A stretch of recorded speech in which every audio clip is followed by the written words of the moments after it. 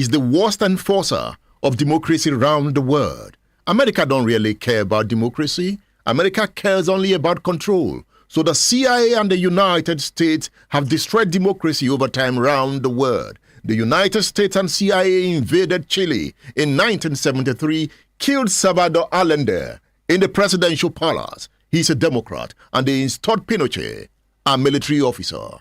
The same thing the United States did in Indonesia. They took out Sukarno and brought in a military man. The same thing the CIA did in Ghana. They took out Kwame Nkrumah and brought in the military. The United States might be a democracy at home, but it is the worst enforcer of democracy around the world. So democracy is under threat. With the rise of China, something will happen to democracy. As I speak, there is the rise of autocracy, and that is what you see in Nigeria's elections. The rise of autocracy.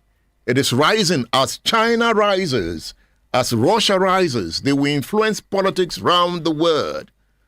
As they influence politics, their kind of politics will infiltrate into different parts of the world. So democracy in Africa is under threat. We are going to see the rise of more autocrats as we go. And America does not have that temerity to quell it. So Africa again will be the playground for world politics. If we are not careful, another war will ensue. So let's watch out. Hello, how do we rise? Call the radio station 0706949300. Good morning. Good morning, Mr. Ewan. I'm calling from Calabar. Good to hear your voice. Now, when you are doing the narration on the rise of Japan in 1945, you came with, you said Japan was disciplined and their innovations. Now, let's take the innovation away. The discipline part of it is what African does not have. I think it is in the character not to be disciplined. Everybody wants to, it might not be a dictatorial tendency Africa has that. And it shows now. Everybody wants to be king. Like a king will be in a city. They want to create more kings, more kingdom for people. So that's what happened in Ibadan the other time. That's what happened in other places. Everybody wants to be kings. Everybody wants to have to be chiefs. Everybody wants to be prince. Everybody wants to be this. Let me take a case study of football. Whenever an African team score a goal in the World Cup, they come, instead of them to reset, gather themselves and reset and look for a way to win that match. They'll be dancing. Have you seen? Hello. What happened? I wanted to listen to him. Oh, sorry about that. I must be network. The lines are open. Let me hear from you. Call the radio station 070-144-75770. Good morning. Hello, good morning, everyone. Good morning. Yeah, this is Akimbolu Shere. Akimbolu Shere, good to have you this morning. Yeah, thank you. Good morning. Yeah, you asked the question that how do we rise? How do Nigeria rise as a country? And I look at the kind of position that we are having in our country. I see that it's going to be very, very difficult for us to rise. I don't see us rising above the expectations of people. I don't see our politicians leading us to the green land. I don't see the sort of politicians that we are having now leading us to our promised land. When we have politicians that have no ideas, when we have politicians that have no ideology, when we have politicians that have no vision, not even a short-term vision. They cannot even boast of any, 5 years or 10 years plan. How do we now rise? How do we move on? How do we move forward? All of them are pointing out to one political party or the other, not because of what they want to do for people, but they are planning about themselves. They are planning how to acquire more wealth or how to acquire more luxury using our common wealth. And how do we rise? How do we move on? With this kind of politicians, I don't see a way out. Thank you. What about with this kind of people? Akimbolu Shere, are you there? All right. Ngozi Cherili is on X. He says, good morning, Radio Man. We can arise and shine by calling our leaders to order, by starting from the grassroots, local government chairman, caretaker committee. Let's call them to perform their duties from the grassroots. Then we can move to the reps, senators, and governors. Cuban X says Japan didn't spend time blaming everyone, even the United States had bombed them. They were selfless, took responsibility for their progress, harnessed their strength, and started to rebuild. But let me make a point here. Before 1945, before the bombing of Hiroshima and Nagasaki, Japan was already a world power. I need to make that point. Japan was already a world power. Japan defeated Russia in the 1905 war. That was a sign that Japan should not be toyed with. Japan defeated Russia in 1905, Manchuria, in China. That means Japan harnessed China's territory. It captured it. Japan colonized Korea for about 30 years. You know what it means to colonize a people? Japan captured Korea for about 30 years and colonized it. So before the bombing of Hiroshima and Nagasaki, Japan has shown the world that it had the capacity to compete. That was why Japan joined the Allied forces, the Axis forces in the Second World War. Japan joined the Axis forces in the Second World War. Remember the Pearl Harbor in 1941, and that bombing dragged the United States into the war. The reason the United States decided to revenge by testing the atomic bomb in Hiroshima and Nagasaki. I need to make that point, that the bombing was a realization, and Japan decided not to fight again. Japan decided to use its energy for development, for productivity, not for war. So Japan was the first power in Asia. But mind you, China had arisen more than 300 years before that time. So China crashed. This China you are seeing now is like the resurrection of the old China. Remember the dynasties, the Tang dynasties, different dynasties. China had developed more than Europe and America 500 years ago. Things started in China. Europe was still in the Dark Ages. So this new China can be described as the rise of the old China that crashed. All right, it is the power of history. Sholareo is here. He's with the radio man this morning. He's the studio manager. Shola, let's take some calls. Hello, good morning. Good morning, Mr. Billy. I really appreciate the dimension you brought this morning. It shows that you're a dynamic presenter, starting from citizens profiling solutions to the state of the nation. Before, I used to think we should look towards our leaders, truly, but talking about institutional failures, let's ask questions of who are in these institutions. Several institutions who will help leaders to achieve the goals. It simply means that we, the people in different institutions, if we cannot use our offices to change the state of the nation, then if we have good leaders, we may still not be where we are supposed to be. That is, the country may continue to be in a state of serious disappointment. And when we say political parties have failed us in not providing people who can lead this country to where we want it to be, we are also part of it. Not only political parties, not only political leaders, but we, the followers in several institutions who have failed to take the nation forward. Thank you very much, sir. Thank you. Thank you for calling the radio station. Hey, say hello to Splash. The radio man is here. Good morning. Hello. Hello. Good morning. Hello. I can hear Hello, you. Edmund. I can hear you. My Edmund. Thank you this morning. Alhaji Chief Sulaiman Oladipo Ọmọ Bọ́lárinwá Ọlọ́run Ṣẹ́gi Alamorijajogun. You know why I'm introducing myself fully to you? I've become controversial among my friends. You see, I'm happy, but I'm thanking you that you really gave me an injection. I have 2 books, Japan Imperial Conspiracy and Rise and Fall of the Third Reich. They are very voluminous. I read all those instances you quoted in them, and I read. But let me tell you, our problem is domestic in Nigeria. Our problem is domestic.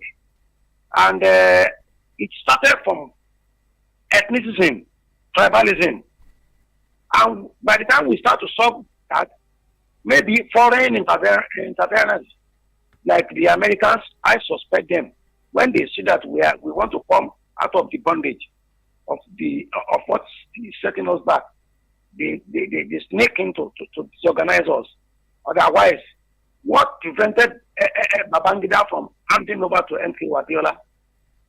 Let's forget about how Obanjo refused to do the complete a good political engineering during his time. Obanjo told us that the best candidate may not win, and the best candidate did not win the election during his time.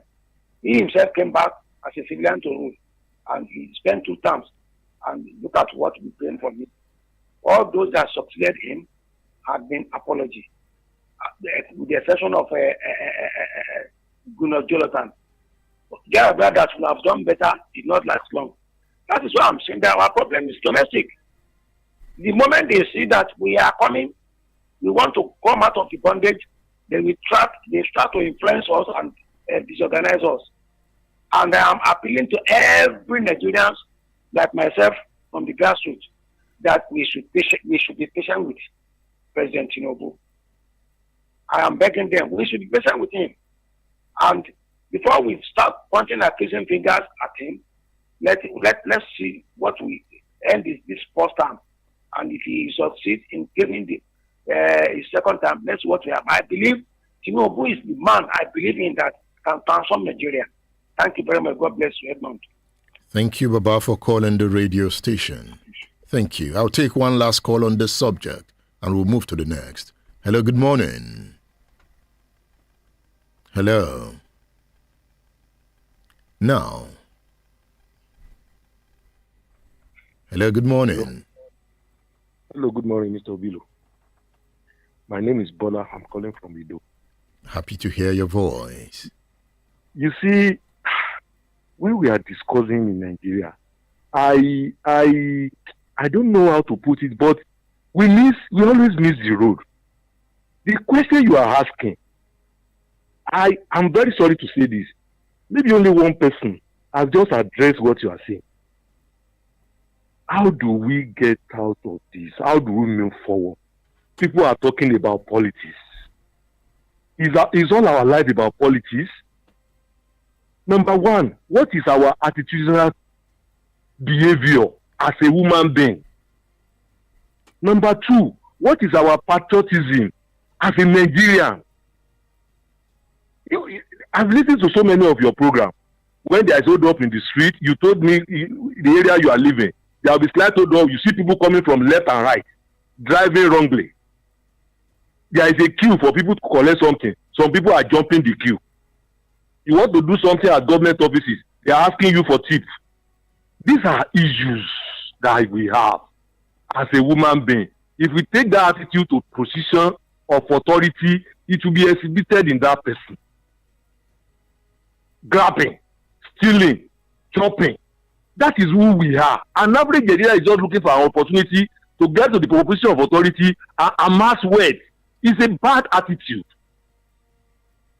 We are talking about Awolowo every day. Awolowo doesn't have the mind of grabbing, chopping, putting everything to himself. That's why he's able to do a lot of things within 8 years. In the Southwest especially, farm settlement, industrialization in Ikeja, so many things. I think we should start from education. Our education right. If we get our education right, maybe people will start changing. This thing we are talking about is not 5 years, 10 years time. at all these countries you are mentioning. Rwanda, the guy has been there for 28 years. Singapore, it is not 4 years, 8 years time that they achieve what they achieve today. But we are not saying that somebody should be in the power for 30 years. But let the citizens, let's have a good attitude. Let's be patriotic about our country. Let's be fair in all what we are doing. Some people serve in civil service for 35 years. He's going home with peanuts. Some people is a politician for just 4 years. He's going home with billions. Are we doing justice to ourselves? Thank you. These are issues that need to be addressed. If we don't do that, we will still be moving or be in motion without movement. We have to use the word of physics. Thank you. Thank you. The program is State Affairs on Splash 105.5 FM, the Integrity Station. Remember, for us to move forward, we must think beyond our leaders. Yes, leadership matters, but nations are not built by leaders alone. Japan was not rebuilt by a president. It was rebuilt by the people.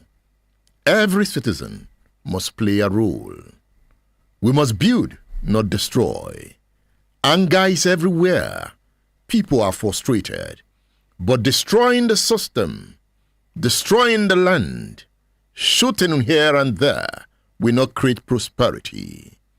Okay? We must choose progress over hate. Rwanda had a choice. Continue fighting or build a nation. They chose to move forward. Nigeria must do the same. Remember, hope is a weapon. Some say I am too optimistic. They say I am not a realist. But let me ask you, what do you gain by choosing hopelessness? If you believe Nigeria is dead, what will you do next? Will you fold your arms and wait for the end? No.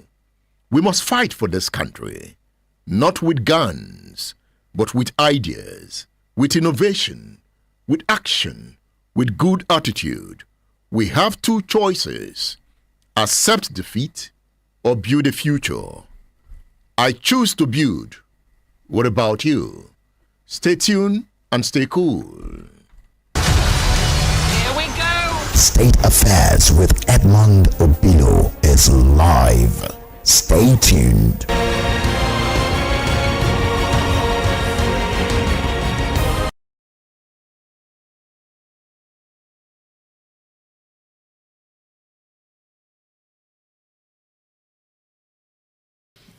There were powerful non-state political actors in the background, breathing down heavily on the government. Early in 1993, a delegation of the Center for Democratic Studies visited the Sultan of Sokoto, Alhaji Dasuki, on a transition sensitization visit.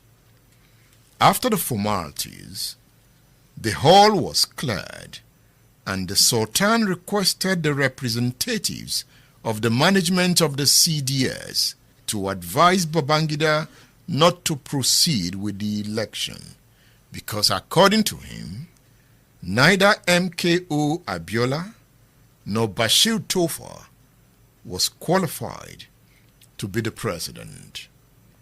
The management of CDS replied that it was already late to stop the process because the candidates were already on the campaign trail and the nation was expectant.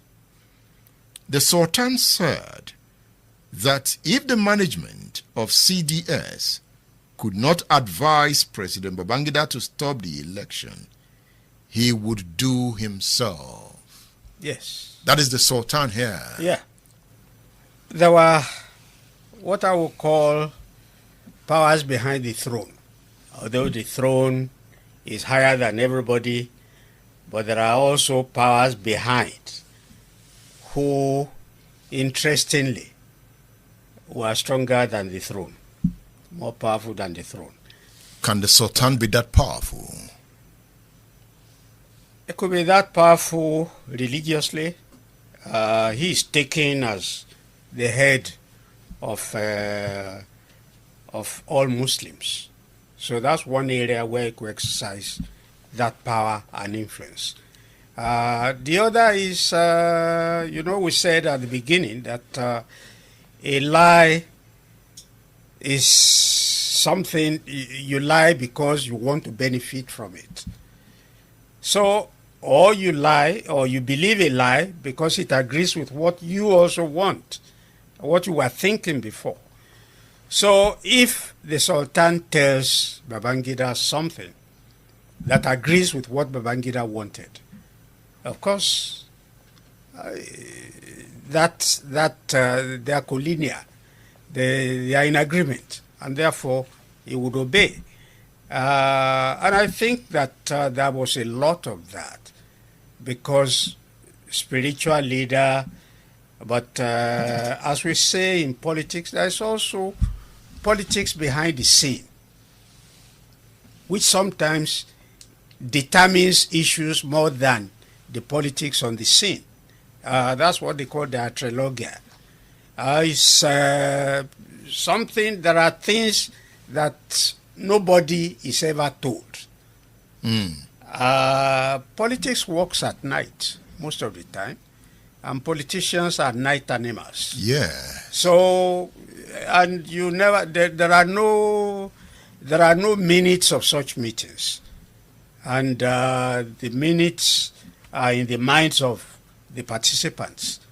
So it's a question of what's going on, which is not in the public domain. Why the night? Because as a political reporter, I even find myself working at night to know what the politicians are doing. Why do they like the night? They like the night most of the time because they want to exclude other people. Women have been complaining that one of the reasons women are not many in politics is that it's a nocturnal game, and they are not given to that kind of thing. Second reason why it is a night game is that usually after the official meeting that they hold, if you find politicians say, "Hi, how are you? Very good. Where are you going now?" "I'm going home." "Okay, we'll see you later." There's going to be another meeting. What can you take away from that statement by the Sultan? Do you now feel that the North was afraid of the coming of Abiola? From what the Sultan was alleged to have said at the meeting with CDS management, he felt that not just the North, but also himself would not benefit from a Southern president, at least not benefit maximally from a Southern president. And so he would also, just like ABN, he would also want Babangida that he knows to continue. So the devil you know is better than the one you don't know. But Abiola was their friend. Abiola was their friend. There is also a limit. There are gradations of friendship, hierarchies of friendship. Abiola was definitely a lower hierarchy. See you later. There's going to be another meeting. What can you take away from that statement by the Sultan? Do you now feel that the North was afraid of the coming of Abiola? From what the Sultan...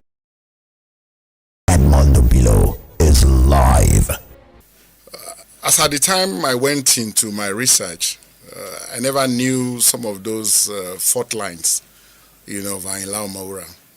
But in the course of the research, I found out that brilliant musician, deep musician, he had an authorial understanding of issues that had to do with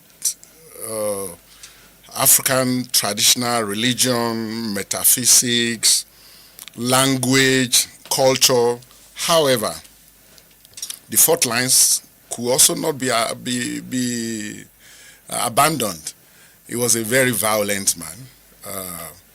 And he believed so much in traditional African medicine, which was prevalent at that time of the Nigerian or the Yoruba society.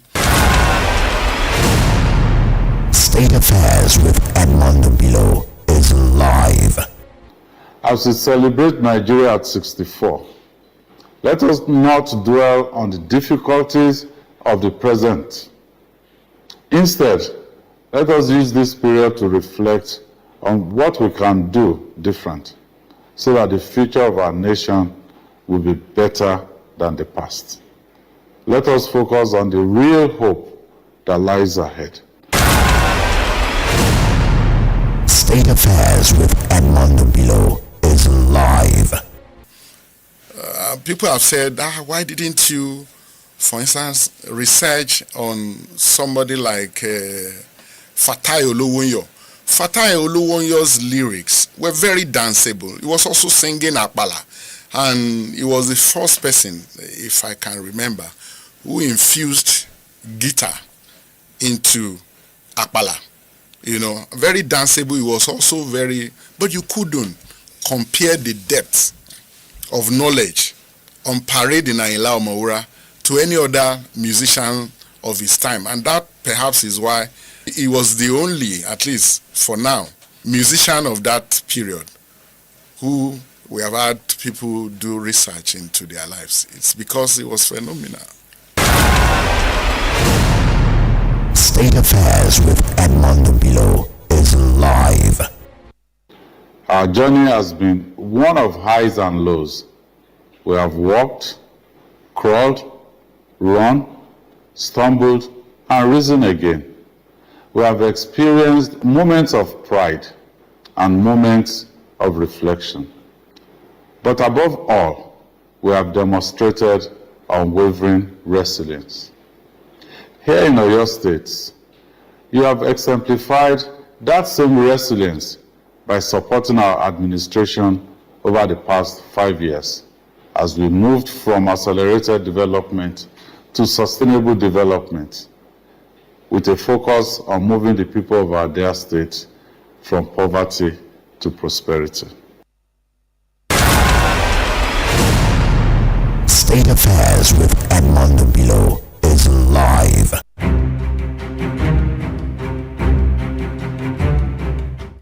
Governor Sheyi Makinde assures you that he will move the land from poverty to posterity. The Festus Adedayo interview on this edition of State Affairs. The subject is Ayinla Omowura, Life and Times of an Akbala Legend. Do not miss the interview. Joshua Livingstone says that the good Nigeria we want will come when citizens start putting their hands on the plow and don't look back. Joshua Livingstone says let the churches, mosques, NGOs and communities act like the government would send to fix drainage. Like the government would send to fix drainage, raise funds and install solar. Let's care for our home before it breaks. That is Joshua Livingstone. Big Pedro says, good morning, Edmund. Nigeria need to go back to what has worked in the past, and that is regional government. Though with what I have read, it has its flaws, but so far, I think it is the best if properly managed. Big Pedro says we need an altruistic leader. Can we get one? He asked. Abezo Chaso Binna says national events are simply the working out and culmination of the wrongly directed psychic forces of the citizens. We can rise and shine by adjusting our thought forces in accordance with the supreme good. Ola David says, Edmondo Bilo. All right, thank you. Thank you for that. Thank you for the compliment. KG Akinwale is saying, good morning, Radio Man. I was in Rwanda in November. You dare not talk about ethnicity or religion on the street. They see themselves as Rwanda first, as Rwandans first. Nigeria can copy that, and we will be good if we are serious and determined. Can Nigeria copy that? Do we need to copy that?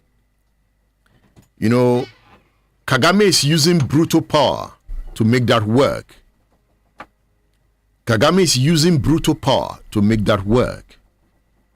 Nigeria is an ethnic state. I don't think we should run away from that. Rwanda is a country of not more than 12, 13 million people. The population of Yoruba nation alone, and you want them to say they are not Yorubas? You want the Fulani to say he's not Fulani? And the Igbo should accept he's not Igbo, but he's Nigerian. Even in America, they are Americans, but some of them know they are Irish Americans. Yes, they know they are black Americans. Anyway, diversity can be managed in the interest of all. Diversity is the character of man. Some are Caucasians. It is diversity that tests the power of identity. It is diversity that tests the power of consensus building. Thank you, KG Akinwale, for your position, for your thesis. Thank you. Let's see what you are saying. I can see messages here, and they are from you. You are saying, how do we rise? And I'm saying, arise and shine. Now we've got only one option, and that option is to rise. Yes, I asked, what do you gain by choosing hopelessness? You can also answer that question. What do you gain by choosing hopelessness? All right, I'm on Splash FM Facebook page now. I can see your Motayo Olurotimi Onobamiro. It says the problem with Nigeria is because the people lack intellectual capabilities to form a modern nation. Intellectual capabilities. Do we lack that intellectual capabilities? Do you need to have a PhD to build a nation? All right. Temitope Amo says religion is the number one problem in Nigeria. Once we sort it out, the other problems will be sorted out. Why do we make religion a problem? The United Arab Emirates is a religious state. It is an Islamic state. It is one of the most developed states in the world. Yes. Israel is a religious state. Judaism is practiced there. There are shrines everywhere in Israel, one of the most developed countries in the world. Let me know. Why is religion a problem? Religion is a problem when men think low. When men think low. Religion is a problem when men are corrupt. When men are liars. That is when religion becomes a problem, because they hide under religion to commit heinous crimes against the people. So religion is not a problem. It is the people. Religion is an abstract. On a good day, religion does not exist without the people. So it's the people. Where religion is a problem, it is the people that are the problem, not religion in quote. What do you think? Are you there? Mbaime Nana. Good morning. He says, I don't see Nigeria rising again with the level of tribalism as a determining factor in our political environment. The best we could get is either we go regional or we go our separate ways. Now, recently I was discussing with my mother, with my wife. I was looking at Igbo land. You know, I was doing an analysis of Biafra. I then asked myself, if Ojukwu had succeeded, if Biafra had succeeded, would Biafra have been different from other African countries today? And I was trying to do that analysis, and I was using my wife as a sounding board. She kept quiet. Then I looked at every country at that time that was on the road to development. The war was from 1967 to 1970. By this time, Kwame Nkrumah had been overthrown. Ojukwu and Gowon had gone to Aburi. The military leader of Ghana was there trying to make peace. That military leader in Ghana at that time did not take Ghana anywhere. In fact, he dragged Ghana into poverty. I looked at Sékou Touré. Sékou Touré was the leader of Guinea at that time. He was a promising leader. It was only Guinea that did not sign on to the Francophone agreement that subjugated them as the servant of France. Sékou Touré said no, he wasn't going to sign. So by independence, Guinea had broken away from that Francophone alliance. He stood on his own, despite the fact it was colonized by France. Togo signed on, Burkina Faso signed on, but Guinea refused to sign on. So now you would understand why Sékou Touré was one of Kwame Nkrumah's best friends. In fact, when Kwame Nkrumah was overthrown in Ghana, he ran to Guinea. Despite the noble ideas of Sékou Touré, Guinea is still one of the poorest countries in the world.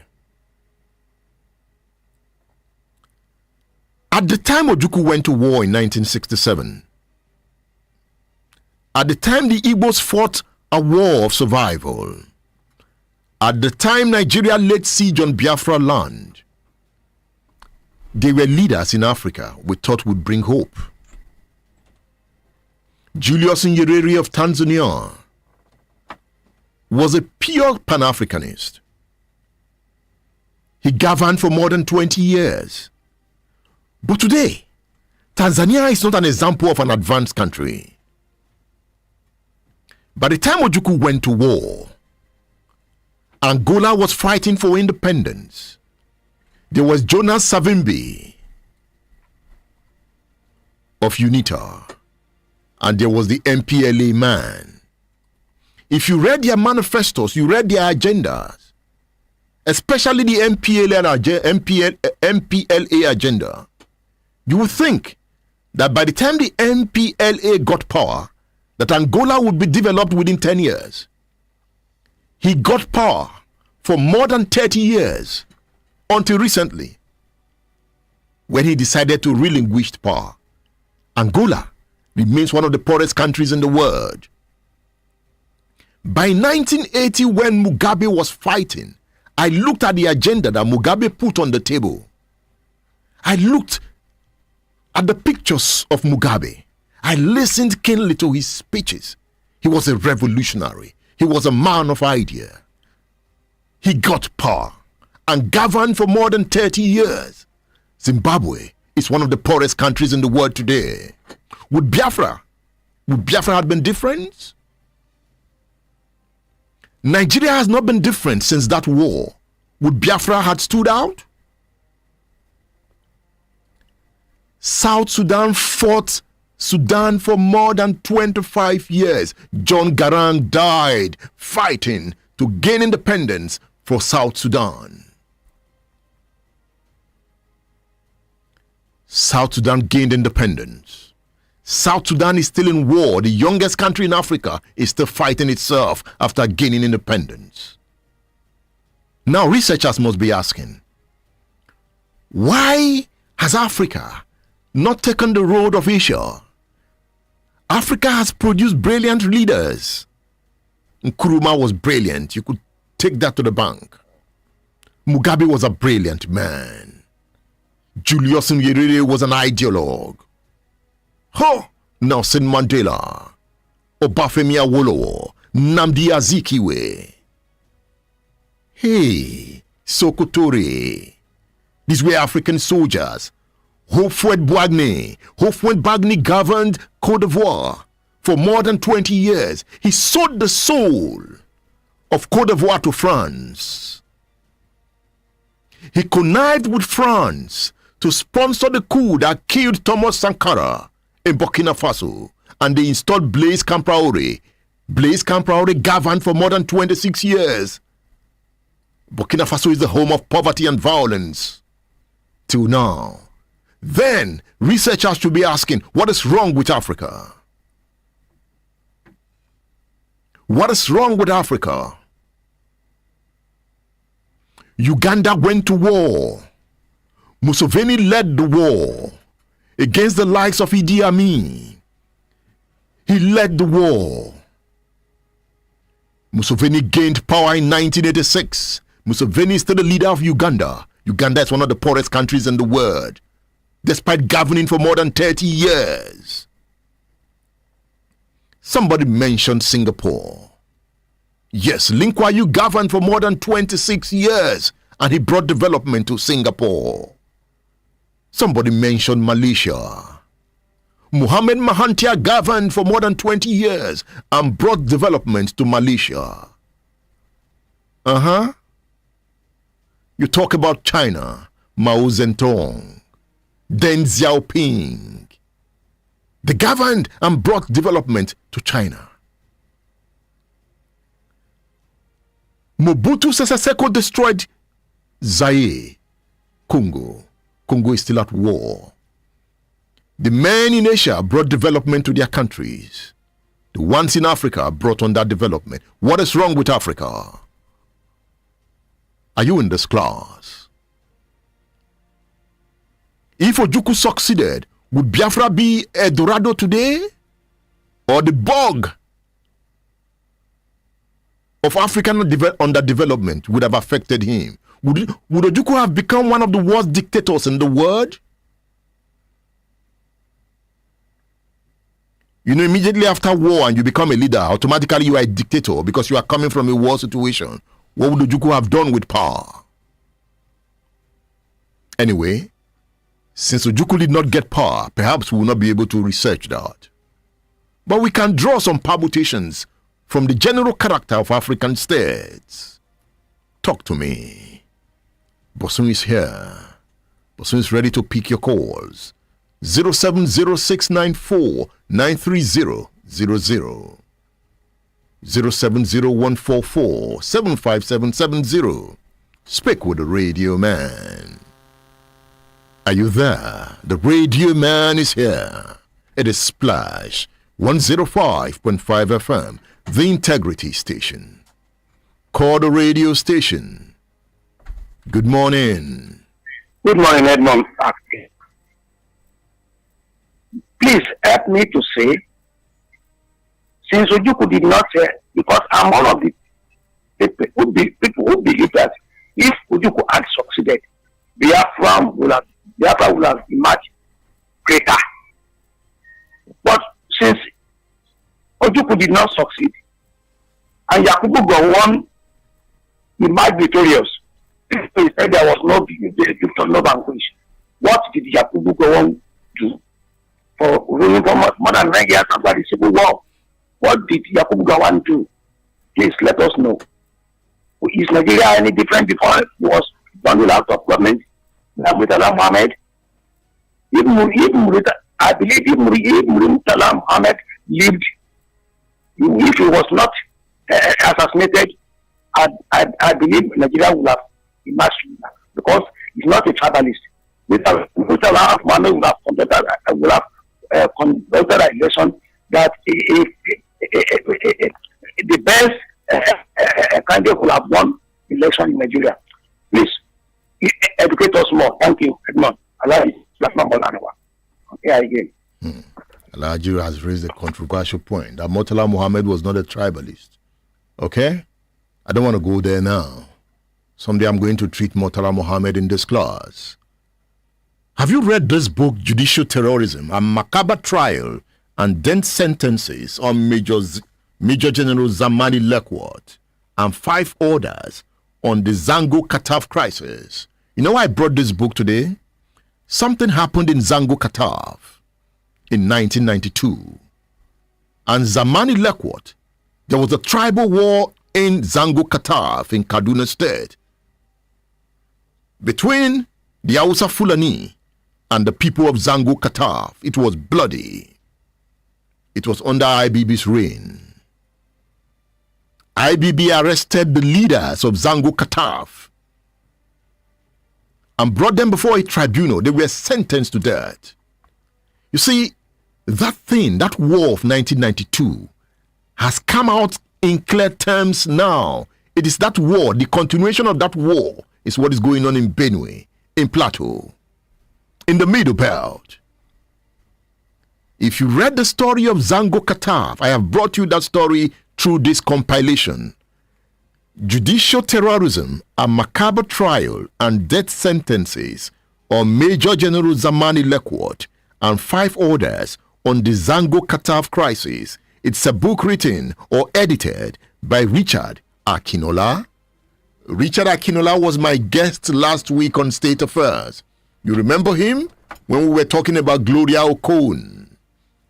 This is the book. Order this book from me. In 1992, there was a bloody crisis in Zango-Kataf between the Hausa Fulani and the people of Zango-Kataf over who controls what, who controls land, who controls market. It was bloody. The people of Zango-Kataf perhaps had the upper hand, and the tribunal was set up. And you know what? Babangida used an Igbo man to chair that tribunal. Have you heard of Justice Okadibo? I want you to read this book. You would see that our problems have lingered. Babolaniwa is saying, what did Gowon do?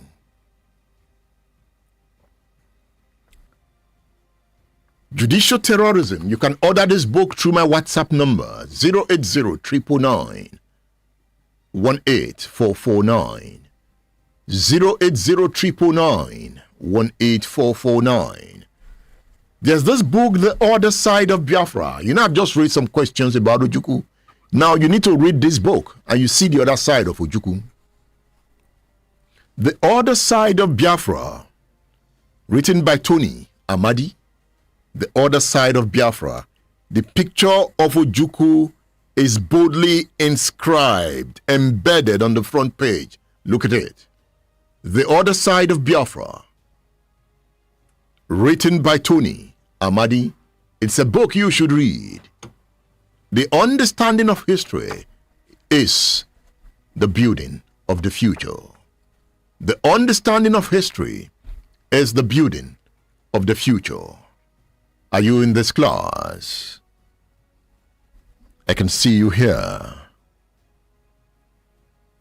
Ayuola Ladayo Williams. Good morning.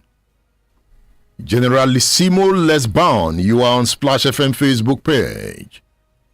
Daniel Odene, how are you?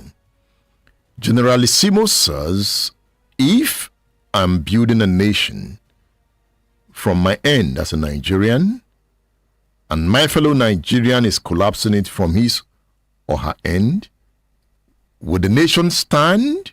It won't stand. And it won't stand. I've answered your question. It won't stand.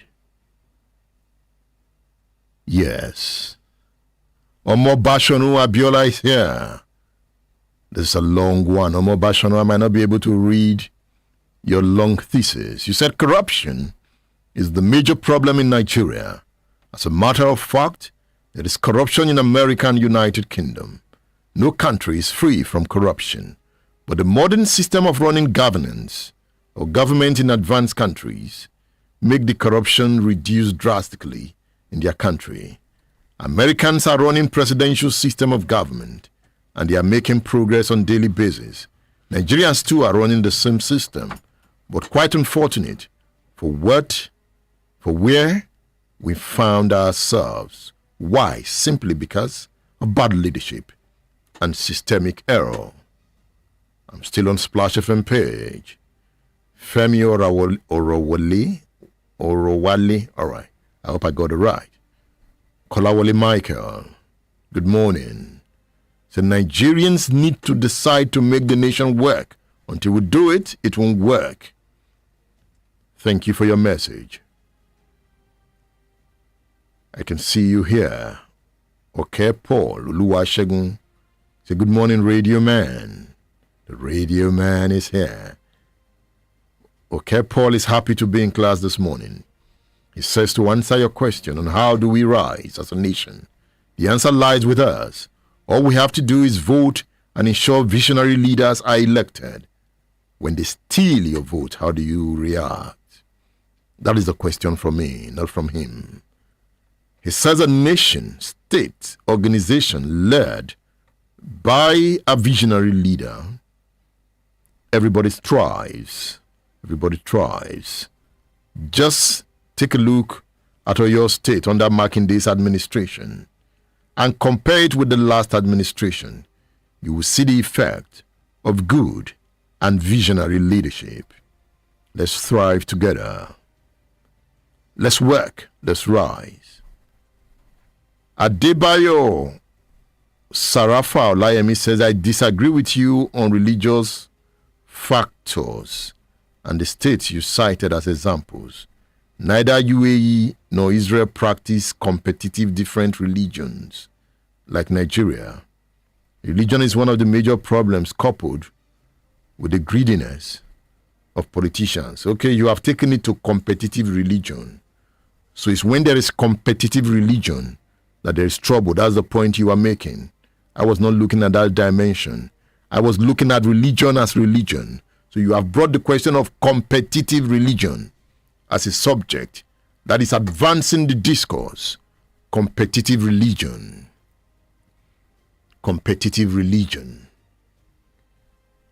India is a competitive religious state, though dominated by Hinduism. Yes, dominated by Hinduism. Is there competitive religion in Yoruba land? Is Islam and Christianity competing in Yoruba land? Okay, let's assume that the core north, when I say the core north, I mean northwest. Northwest. Are there competitive religion there? Christianity and Islam. Okay? But Somalia does not have competitive religion. Somalia is a monocultural state, like UAE, like Qatar. Somalia is one of the poorest countries in the world. Ethiopia, in the true sense of the word, does not have competitive religion. Ethiopia is a Christian state. In fact, it's the home of Coptic Christianity. Ethiopia is poor. Ethiopia is poor. Kenya, yes, there are some Muslims in Kenya, but Kenya is mostly a Christian country.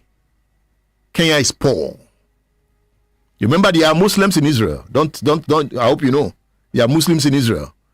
There are Pakistanis, there are Palestinians in Israel, and they are Muslims. Okay? There is no country that has one religion. In fact, Israel is a Judaist state. Judaism. It's not really Christianity. It's Judaism that they practice. But they have Christians. The point I'm making, where religion is a problem, it is man that is the problem. There are mosques in America.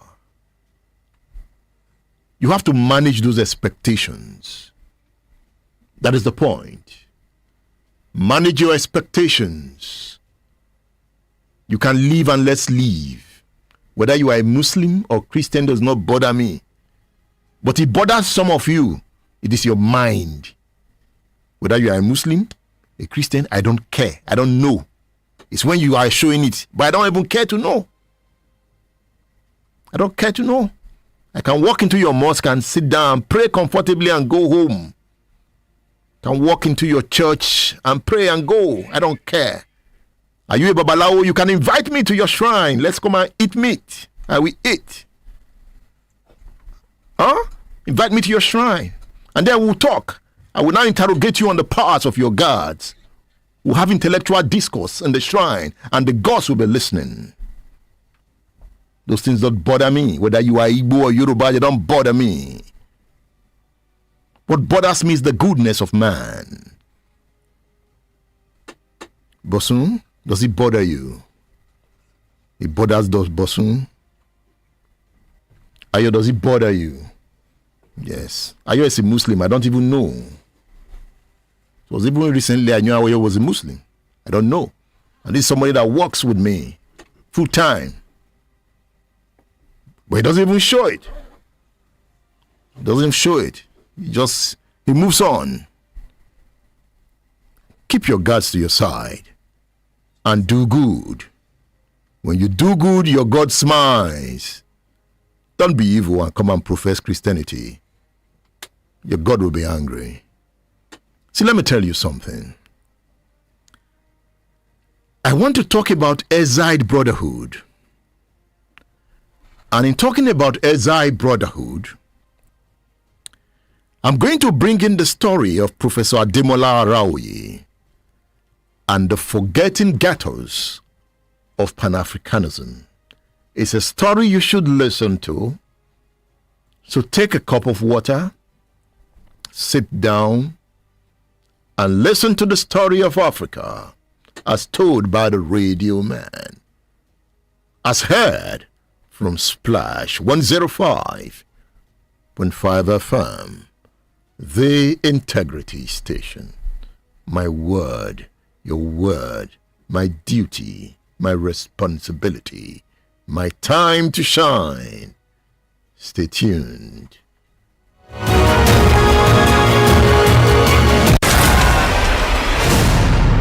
State Affairs with Edmondo Bilo is live.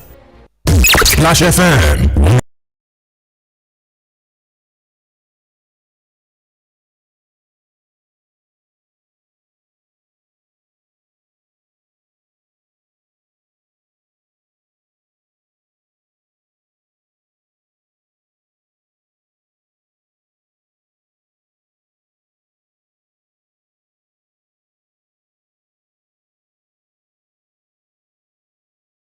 They are defined.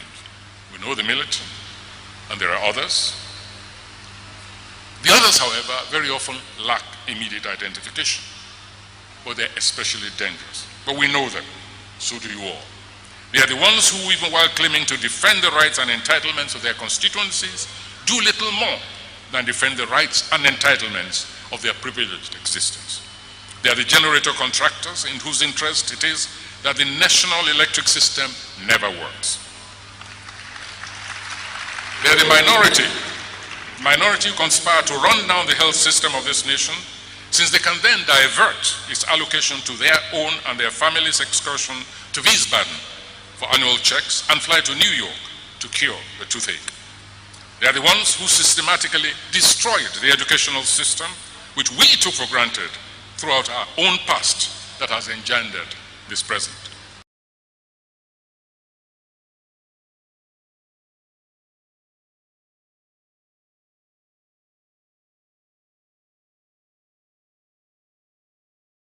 You said, of course, there were powerful non-state political actors in the background, breathing down heavily on the government. Early in 1993, a delegation of the Center for Democratic Studies visited the Sultan of Sokoto, Alhaji Dasuki, on a transition sensitization visit. After the formalities, the hall was cleared, and the Sultan requested the representatives of the management of the CDS to advise Babangida not to proceed with the election because, according to him, neither MKO Abiola nor Bashir Tofa was qualified to be the president. Management we were told that there were intelligence reports about this and that and so on.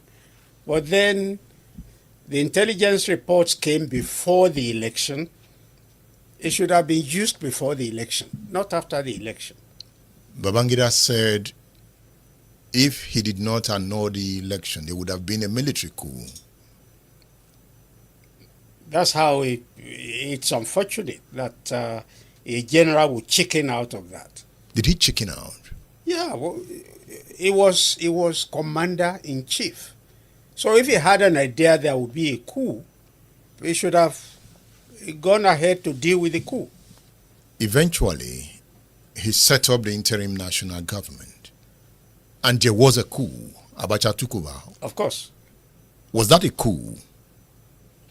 Well, in a way, it wasn't a coup. It was an arrangement. Because that's already inscribed in the interim national government decree that if Shonekan fails, then the most senior military man should take over. First of all, why would you think that Shonekan will fail? To say that he will fail means that you already assume he should fail. And then you have appointed somebody to take over. And he took over. And he took over. So it wasn't a coup, it was a succession. And it was planned. And Abacha began his lies. And Abacha then decided that he would stay on. And he decided, he went ahead to establish political parties, dissolved all the parties, and then decided to establish 5 political parties. And Chief Bola Ige described those 5 political parties as 5 fingers on a leprous hand, because they were the same. They were on the same hand. They were all, you just split the same thing into 5. And eventually, the 4 of the 5 parties accepted Abacha as their candidate for the presidency. Technically, Abacha wasn't a member of any of the parties. So how come the parties now adopt him as their presidential candidate? The normal rule is that a presidential candidate will be one of the members of the political party. In this case, a party was appointing somebody not in their party to become the president of the country. The plan was that he would be the consensus candidate. Well, if it's going to be consensus, then you allow the parties to vote and concede that. Not that the leaders would say, he's our man. Because there has also been what some of us see as organized support. Boys asking for Abacha. And everybody, they say... Youth earnestly asked for Abacha. led by Daniel Kanu? Yes. And so... The 2 million man march. Yeah, a million march man and that kind of thing. All that drama was going on.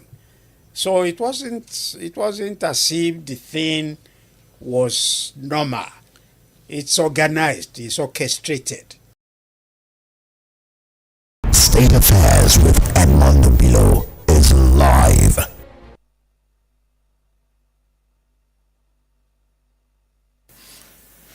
People have said, why didn't you, for instance, research on somebody like Fatai Olowonyo? Fatai Olowonyo's lyrics were very danceable. He was also singing Akbala. And he was the first person, if I can remember, who infused guitar into Akpala. Very danceable. It was also but you couldn't compare the depth of knowledge on parade in Ayinla Ọmọwúrà to any other musician of his time. And that perhaps is why he was the only, at least for now, musician of that period who we have had people do research into their lives. It's because it was phenomenal. State Affairs with Edmondo Bilo is live. Now is not the time to emphasize what divides us. Rather, we must hold fast to the things that unite us. Our shared identity, our culture, and our history. We must always remember who our real enemies are, so we do not turn against our friends. State Affairs with Edmondo Bilo is live. As at the time I went into my research, I never knew some of those fault lines, of Ayinla Ọmọwúrà. But in the course of the research, I found out that brilliant musician, deep musician, he had an authorial understanding of issues that had to do with African traditional religion, metaphysics, language, culture. However, the fault lines could also not be abandoned. He was a very violent man. And he believed so much in traditional African medicine, which was prevalent at that time of the Nigerian or the Yoruba society. State Affairs with Edmondo Bilo is live. Our journey has been one of highs and lows. We have walked, crawled, run, stumbled, and risen again. We have experienced moments of pride and moments of reflection. But above all, we have demonstrated unwavering resilience.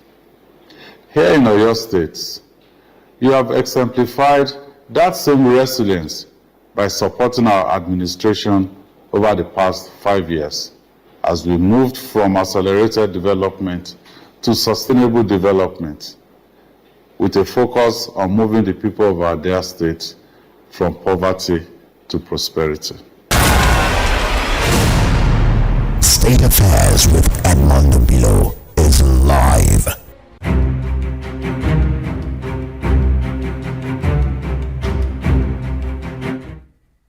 I have a message here. It says, "Thank for the great work you're doing, sir. I am still waiting for the time you will gather your own disciples, whom you will pour out your new leadership style.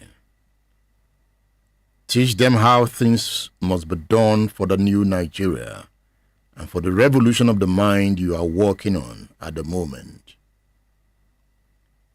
He says in history, few persons do come up with new ideology to change the nomenclature, and the whole society will follow them to the promised land.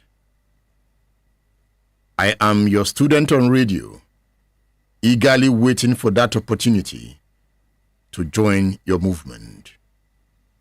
Thank you for writing me. It's about Africa. It's about time. It's about building a future of hope and prosperity, like Governor Seyi Makinde said there. Let's reflect on this story that I have titled Exiled Brotherhood, Professor Ademola Arawuye and the Forgotten Ghettos of Pan-Africanism. It was a quiet day in Accra when the mood in the city suddenly shifted. The year was 1969, or thereabout. The Ghanaian government, led by Prime Minister Kofi Abrefa-Busia, had just issued a sweeping aliens compliance order. The was stuck.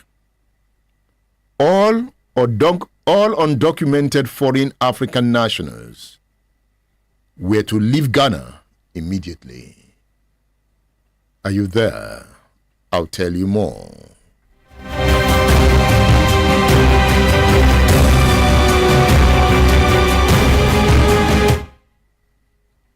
Among those caught in the chaos that the aliens compliance order created was a young Ademola Araoye, then a bright-eyed primary school pupil living in Ghana with his Nigerian parents. Decades later, now a respected scholar and author of the ghettos of Pan-Africanism, Professor Araoye still recalls the fear etched into his father's face, the hurried packing of belongings, and the ride to the border on their way to Nigeria. The irony was profound. Just a few years earlier,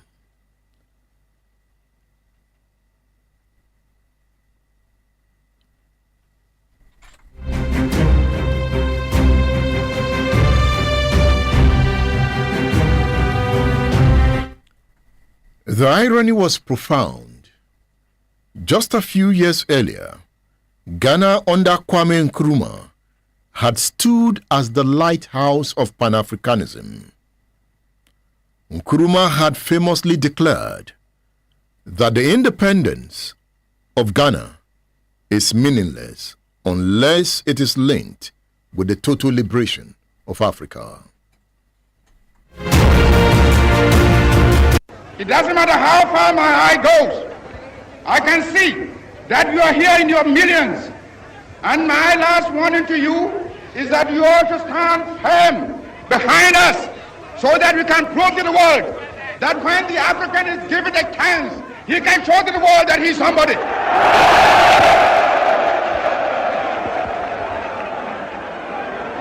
We are not waiting. We shall no more go back to sleep anymore. Today, from now on, there is a new African in the world. That new African is ready to fight his own battle and show that, after all, the black man is capable of managing his own affairs. We are going to demonstrate to the world, to the other nations, young as we are, that we are prepared to lay our own foundation. As I said in the assembly just minutes ago, I made a point that we are going to see that we create our own African personality and identity. It's the only way in which we can show the world that we are ready for our own battle. We have done the battle, and we again rededicate ourselves not only in the struggle to emancipate other territories in Africa. Our independence is meaningless unless it is linked up with the total liberation of the African continent.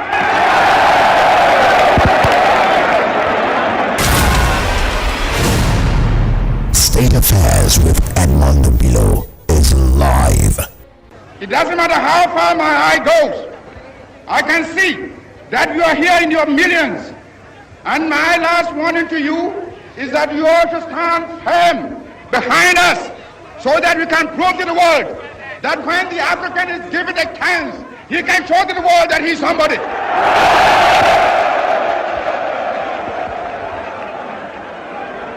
We are not waiting. We shall no more go back to sleep anymore.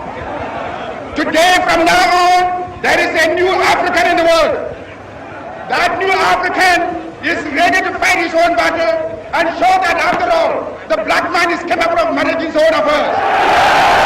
We are going to demonstrate to the world, to the other nations, young as we are, that we are prepared to lay our own foundation. As I said in the assembly just minutes ago, I made a point that we are going to say that we create our own African personality and identity. It's the only way in which we can show the world that we are ready for our own battle. We have done the battle, and we again rededicate ourselves not only in the struggle to emancipate other territories in Africa. Our independence is meaningless unless it is linked up with the total liberation of the African continent.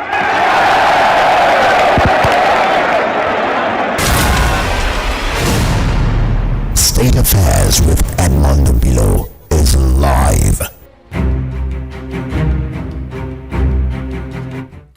See, listening to that speech now, you can feel the vibration. You can feel the mindset of Kwame Nkrumah. You know, whenever I listen to that speech, Nkrumah delivered that speech in 1957 when Ghana got her independence. If you were listening to that speech in 1957 and you go to Ghana now in 2025, you'll be disappointed. With the mindset, with the ideals of Kwame Nkrumah, you will be shocked that Ghana is still an underdeveloping country. Okay, let's say developing. Ghana is still bogged down by the problems of Africa. That speech by Kwame Nkrumah led to mass migration from other West African countries into Ghana. Because Kwame Nkrumah told them, come, Ghana is home. By this time, many West African countries were still dependent. So Kwame Nkrumah invited Africans to Ghana. And they went to Ghana. Kwame Nkrumah treated them well. He felt Africa was one. That there was no Ghanaian, no Nigerian, no Burkinabe, no Togolese. That Africans are Africans. He welcomed African freedom fighters, intellectuals, and migrants with open arms. Ghana, under Nkrumah's leadership, became the capital of black liberation and African brotherhood. But Kwame Nkrumah was overthrown in a CIA-sponsored military coup in 1966. The ideological vision of Pan-African solidarity quickly gave way to the harsh pragmatism of nationalism and economic survival. By 1969, Ghanaians were feeling the weight of a faltering economy, and foreign African workers became scapegoats.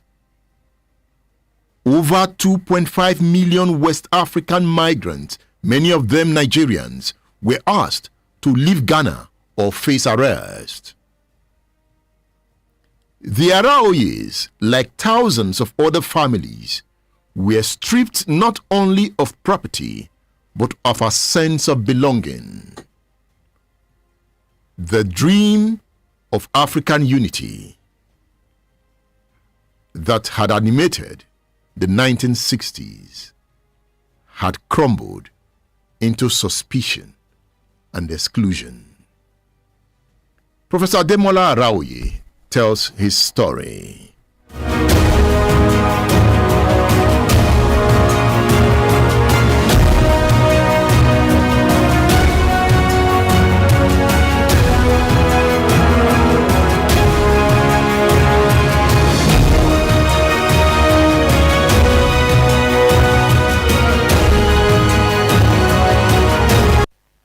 Kwame Nkrumah was overthrown by the military in 1966.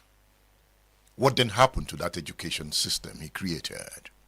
Well, the educational system Kwame Nkrumah created was solid in terms of the substantive contents of what you learned.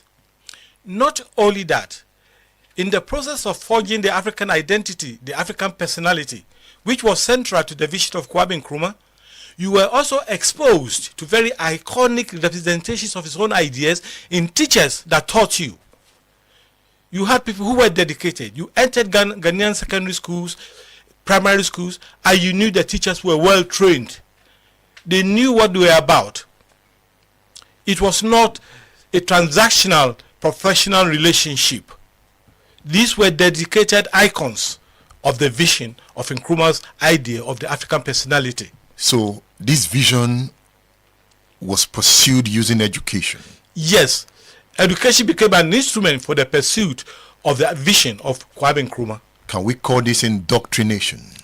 Yes, well, yeah, in a sense, when you get so exposed to intense ideas, and then the environment in itself is configured to validate the ideas that you are being exposed to. You can call it a form of indoctrination. But slightly indoctrination devalues the intrinsic essence of what you are learning. The formal schools were committed to formal education, substantive education. But you also had the other dimension of Kwame Nkrumah, which was the Ghana Young Pioneers, in which all African youths, all Ghanaian youths, and when I talk of Ghanaian youth now in quotes, all African youths were brought into, and you were indoctrinated. You learned more about the African personality. You are being infused with the confidence that you could go out in the world and make a difference. You needed to be yourself. You needed to be proud of yourself. State Affairs with Edmondo Bilo is live. Kwame Nkrumah was overthrown. Yes. After he was overthrown, what happened to your education? Oh, thank you. In the immediate years of Nkrumah's overthrow, from his legacy was so strong that you couldn't roll back the gains that Ghana had made. So the GET schools remained what they were, essentially strong educational institutions founded on merit, the pursuit and advancement of merit. And I enjoyed that tremendously. And I must also say, at this point, that my education in Ghana and the process of getting into Ghana secondary school and the experiences there actually will be the definitive force that has turned me into who I am as a passionate Pan-African. When I went to Ghana secondary school in September 1966, Ghana secondary school Koforidua, the principal was D.O.K. Dankwa. My father, I have very humble beginnings, went to school with me for the first day. He took me there from Akotia. And I had a trunk box and I had a small chop box made of wood where I put my supplementary food like everybody does, even in Nigeria. And the principal walking by, so he said to my dad, Mr. Salami, why did you buy Lasisi a small box? And my father, a humble man, was a little perturbed. And the man said, Mr. Salami, don't be worried about it. Come to my office. And then we went into the principal's office. And he brought out this sheet. He said, oh, we just received this today. And he looked, oh, I'm happy to inform you, Mr. Salami. Lasisi has been awarded the Cocoa Marketing Board scholarship. He will go to school free of charge. You are not going to pay any school fees. Cocoa Marketing Board scholarship. CMB scholarship in those days. And so I went through my experience at Ghana Secondary School without paying a farthing. And that was the policy that was laid down by Kwame Nkrumah. It didn't matter because my name was Salami or Lasisi, being Nigerian. If we had Malians, we had Cameroonians. What mattered was that you are an African. An African. That was what mattered. So you grew up yourself, you considered yourself a Ghanaian, but not just a Ghanaian, but an African. So my education was smooth. And I can look back on my experience with a lot of fondness. I can. And a lot of nostalgia. So at what point did you have to leave Ghana? And then the bogus nationalist of Dr. Kofi Abrefa came into office in 1969. After Kwame Nkrumah was gone. Yes. And they decided they were going to rescind all the Pan-African policies of Kwame Nkrumah. These were misguided nationalists. And so we had the aliens quit order in December 1969, and in a jiffy, all Africans became unwanted aliens in Ghana. Alien quit order. The aliens quit order of December 1969. They must leave Ghana. Everyone had to leave Ghana. Not only that, it was so bad. And when I left school, in January 1970, I left Ghana Secondary School straight in Koforidua to the seaport. And because Nigeria was going through a civil war at that time, it took a while for the government of Nigeria to arrange for boats to come and take us. Why couldn't you go home from school? I couldn't go home because it was a quit order. And the Ghanaians, just leave. Just leave. Immediately. It wasn't even safe. Yeah. Just like that? Just like that. Because the environment had been poisoned. Why that order? What was it that provoked it? Because the pseudo-nationalists, is it the PP, Party Papa? Yes, the PP. Kwame Nkrumah was CPP, Conventions People's Party.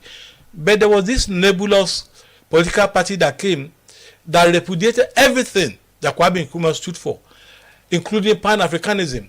And part of the concern was to cut down the stature of Kwame Nkrumah in the African firmament. And so, of course, having said that, earlier, yes, so in 1969, this order came and we had to leave. Some of us came back to this country, our home country. I was coming to Nigeria for the first time in my home country with a shirt on my back.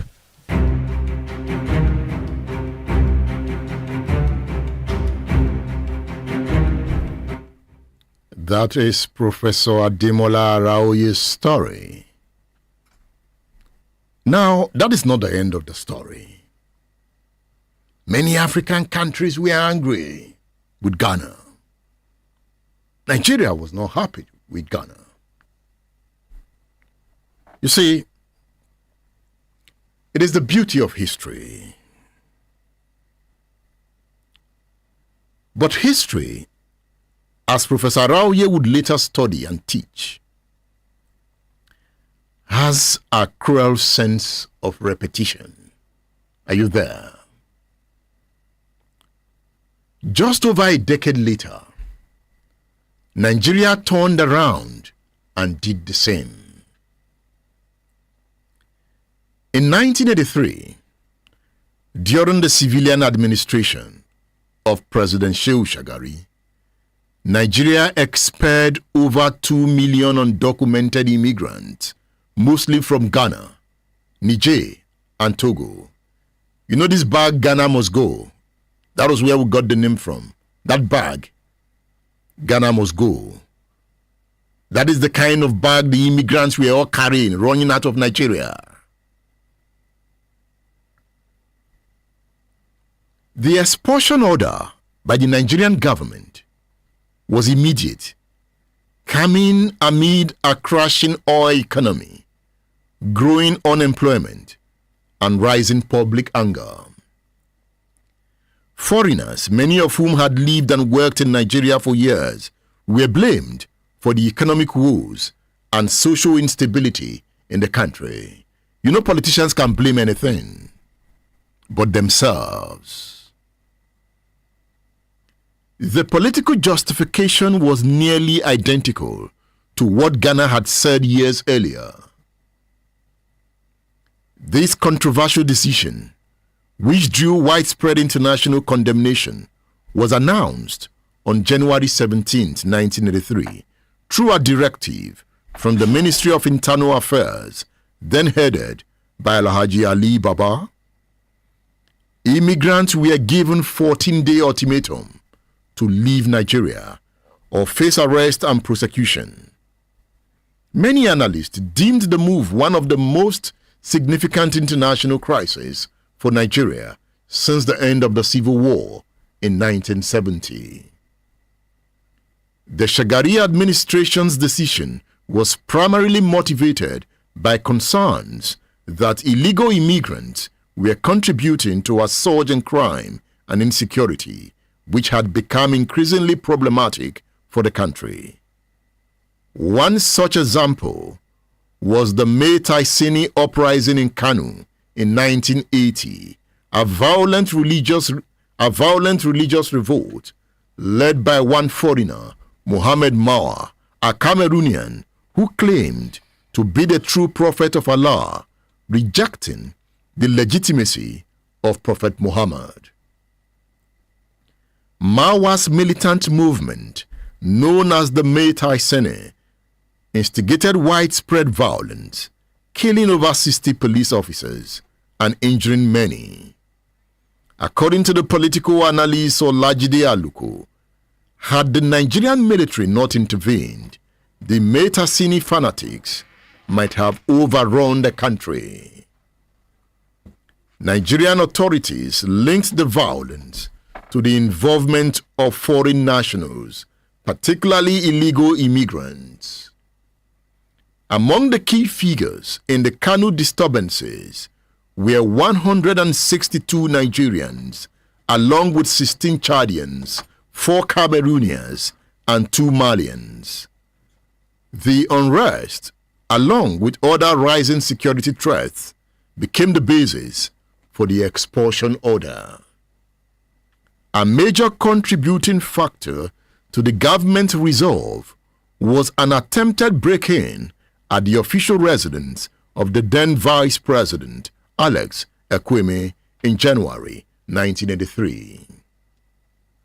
Identity cards from Ghana were found on the arrested individuals, further fueling the Shagari's government decision to expel the immigrants. However, the situation was more complex than it initially appeared. Investigations, including the Aniogolu report into the May Taisene crisis, revealed that the unrest was not solely the work of foreign nationals. While some foreign nationals were implicated, the majority of the 6,000 membership of the May Taisene sect were Nigerian citizens. Over 80% were Nigerians. Similarly, the Bolonkutu religious crisis near Maiduguri in 1982, which mirrored the patterns of the May Taisene uprising, also involved primarily Nigerian nationals. Despite this, the Shagari government remained resolute in its decision. Remember, I just talked about the Bolonkutu religious crisis near Maiduguri in 1982. It reared its head again during Yar'Adua's time. That is what we know as Boko Haram today.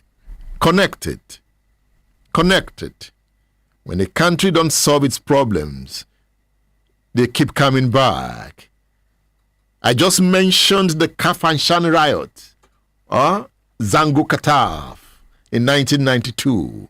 Zamani Lekwot and other Zango Kataf indigenes were sentenced to death by the Okadibo tribunal. They were sentenced to death, but they were not executed. The international community screamed. It was under Babangida. Babangida commuted their sentence to life imprisonment. When Abacha took over, he pardoned them. That is Zango Kataf. Today, Zango Kataf is reenacting itself in Kaduna, in Plateau, in Benue. It is spreading in the southwest. The forests of the southwest are being occupied. In the south, we don't learn from history. Ghana expelled African citizens. Nigeria followed suit in 1983. As if that was not enough, we went ahead to strike again. By January 19th, 1983, the process of expelling the illegal immigrants was underway, leading to severe international critique. Pope John Paul was the Pope of the Catholic Church at the time, Pope John Paul II. He denounced the expulsion as a grave and incredible drama, calling it the largest and most disastrous human exodus of the 20th century. Mind you, many of the immigrants died on their way home. They were loaded into trailers like sardines. Many of them died in the trailers. Some of them died on the sea. Nigeria was chasing them out. African brotherhood was under threat. The big brother could not come and accommodate the brothers. The United States government condemned the action.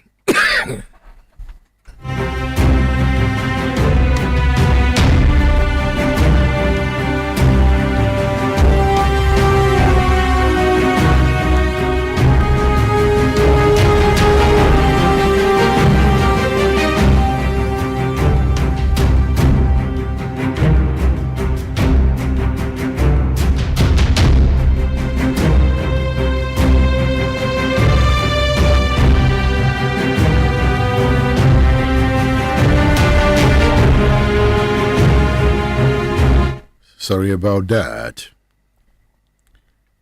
The United States government condemned the action as shocking, asserting it represented a violation of fundamental human rights. In the face of these international condemnations, the Nigerian government pressed ahead with a controversial policy, leaving a deep mark on the country's relations with its West African neighbors and the broader international community. Then in 1985, under Major General Muhammadu Buhari, the Nigerian military government issued another expulsion order, this time targeting an estimated 700,000 illegal immigrants who had returned to Nigeria after the 1983 deportation. The borders were shut at 6 p.m.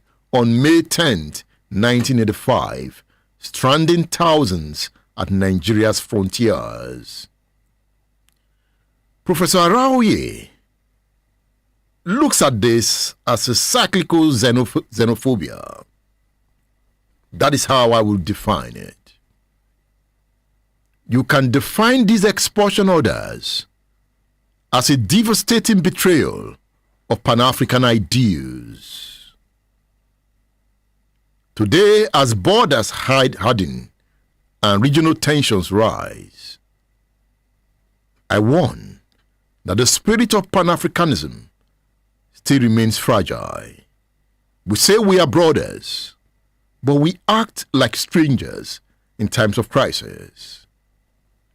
You want me to come to Gambia, and you are giving me strict conditions as an African. You want to stamp me in, stamp me that? You give me visa processes that are strenuous. Yet we are talking about the African Free Trade Agreement. For your information, one of the reasons CIA overthrew Kwame Nkrumah was that America didn't want a united Africa. A united Africa is not in the interest of the West. They want an Africa that is in constant crisis with itself. That is why they don't support good people to be leaders. America and Britain will not support good men to be leaders. They want bad men that they can influence. They don't want African unity. So when you put a bad man and a good man together, they will support the bad one. Because they can manipulate the bad one, not the good one, That is not to say every leader in Africa is a bad one. But I'm telling you from my research, Europe, America don't want good men to govern African countries. And when good men come and they don't listen, they take them out. They take them out. And the reason they take them out is because we have a divided Africa. That is the reason they took Kwame Nkrumah out. They warned him that you cannot unite Africa, that you cannot advance Africa, that you should not develop Africa. Because if you did, what happens to the natural resources that we need to industrialize? The war in the Congo as we speak is an international sponsored war. Internationally sponsored war. Because they want the resources of Congo. The conflict in Nigeria, the Boko Haram conflict, if you listen to the recent debate in the National Assembly, when members of the National Assembly were saying that Boko Haram is now flying drones, military drones, bombing military installation, I was smiling. Who do you think is giving them the weapons? They want to destabilize Africa. So as you go to bed tonight, tell yourself we will not allow it. Asia has moved on and development has moved to Asia. The lions of Africa will rise. Nobody can stop it. Africa is coming. Arise and shine. We are here. 6 miles to the moon. We will reach the stars. Stay tuned. Stay cool.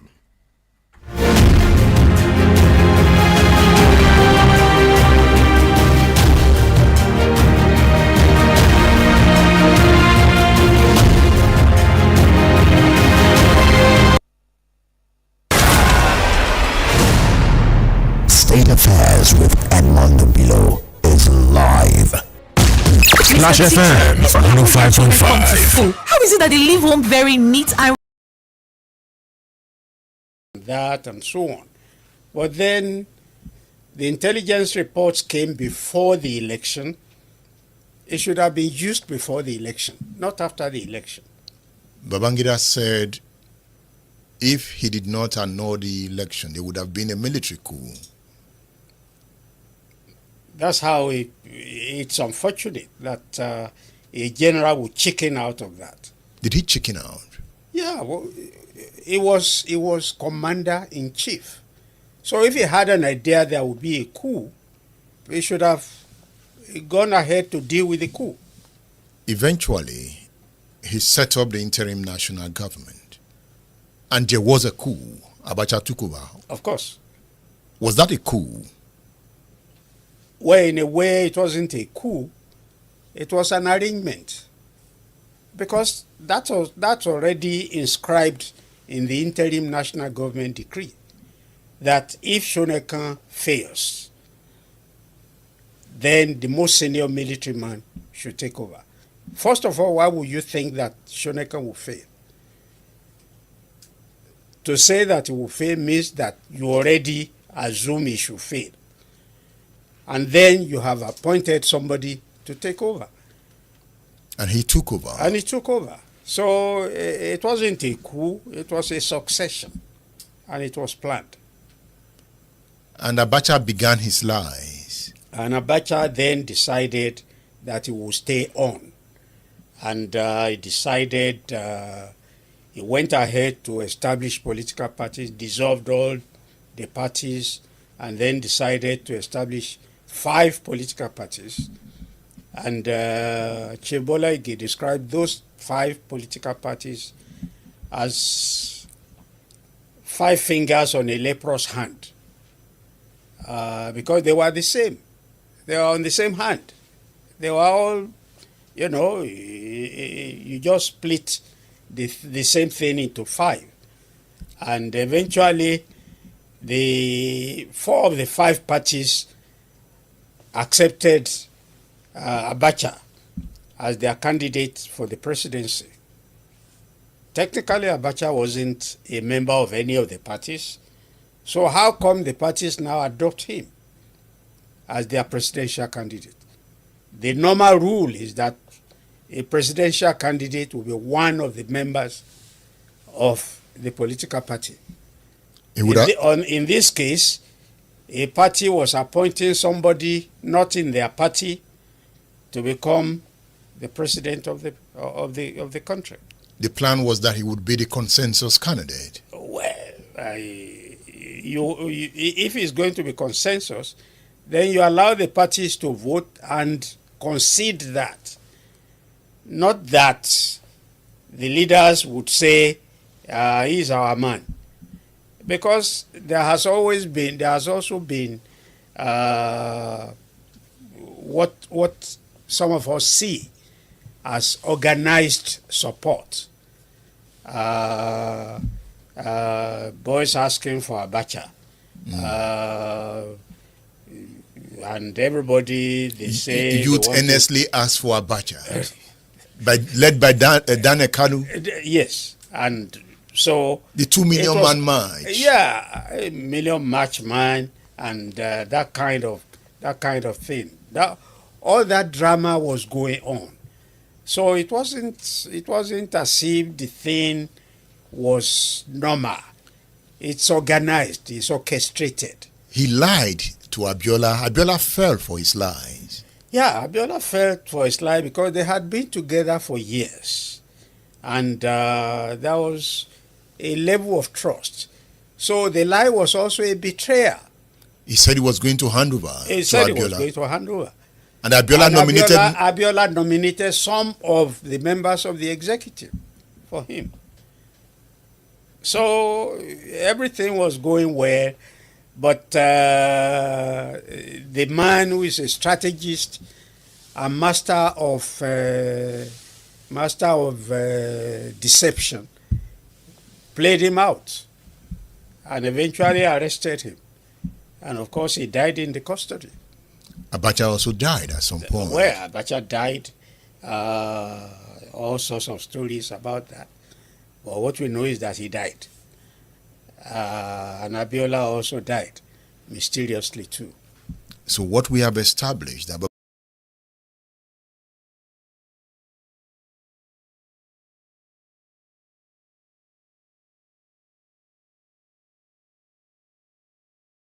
political actors in the background, breathing down heavily on the government. Early in 1993, a delegation of the Center for Democratic Studies visited the Sultan of Sokoto, Alhaji Dasuki, on a transition sensitization visit. After the formalities, the hall was cleared and the Sultan requested the representatives of the management of the CDS to advise Babangida not to proceed with the election because, according to him, neither MKO Abiola nor Bashir Tofa was qualified to be the president. The management of CDS replied that it was already late to stop the process because the candidates were already on the campaign trail and the nation was expectant. The Sultan said that if the management of CDS could not advise President Babangida to stop the election, he would do himself. Yes. That is the Sultan here. Yeah. There were what I would call powers behind the throne. Although the throne is higher than everybody, but there are also powers behind who, interestingly, were stronger than the throne, more powerful than the throne. Can the Sultan be that powerful? It could be that powerful religiously. He is taken as the head of all Muslims. So that's one area where he could exercise that power and influence. The other is, we said at the beginning that a lie is something you lie because you want to benefit from it. So, or you lie or you believe a lie because it agrees with what you also want, what you were thinking before. So if the Sultan tells Babangida something that agrees with what Babangida wanted. Of course, they are collinear. They are in agreement, and therefore he would obey. And I think that there was a lot of that, because spiritual leader, but as we say in politics, there's also politics behind the scene, which sometimes determines issues more than the politics on the scene. That's what they call the atrologia.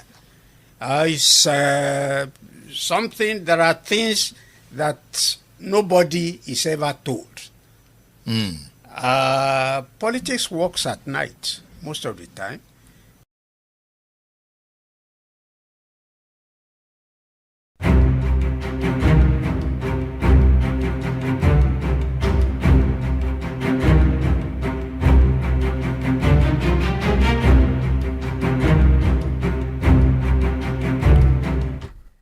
Let me introduce you to some books that you should read.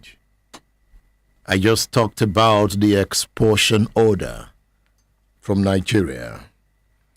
If you read Max Sulun's book, Soldiers of Fortune, Nigerian Politics from Buhari to Babangida, 1983 to 1993, if you turn to page 53, the author writes a story here.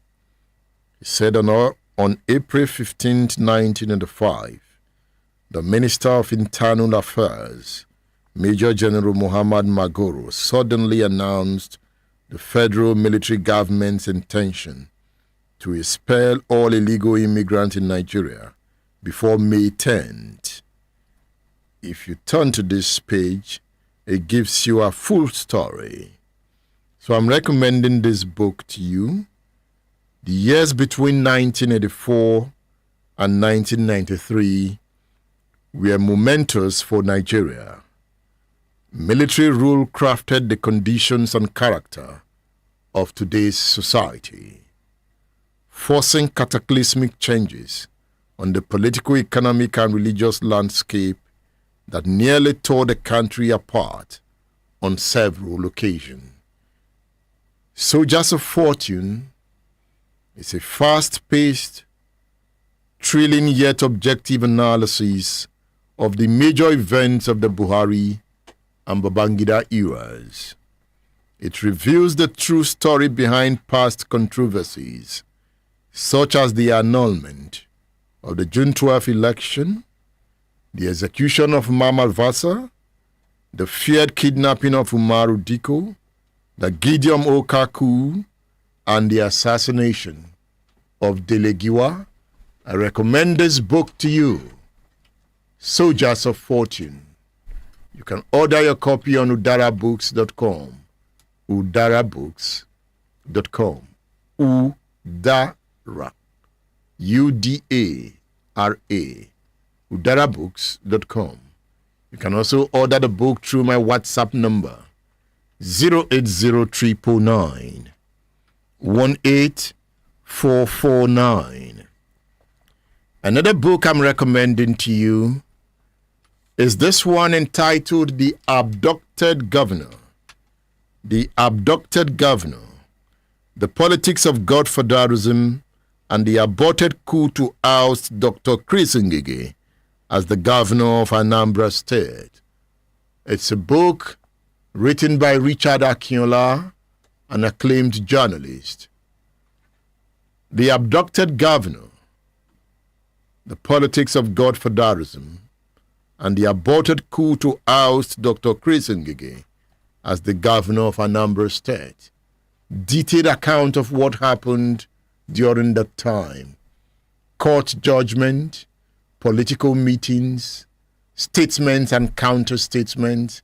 While reading the book, Obasanjo's letter to the then chairman of the People's Democratic Party, Adu Ogbe, is instructive here. Adu Ogbe wrote a letter to the president, stating some obvious analysis which Obasanjo denied in his reply. Adu Ogbe wrote as a chairman who was in charge of the PDP. But when Obasanjo replied, you knew there was going to be war.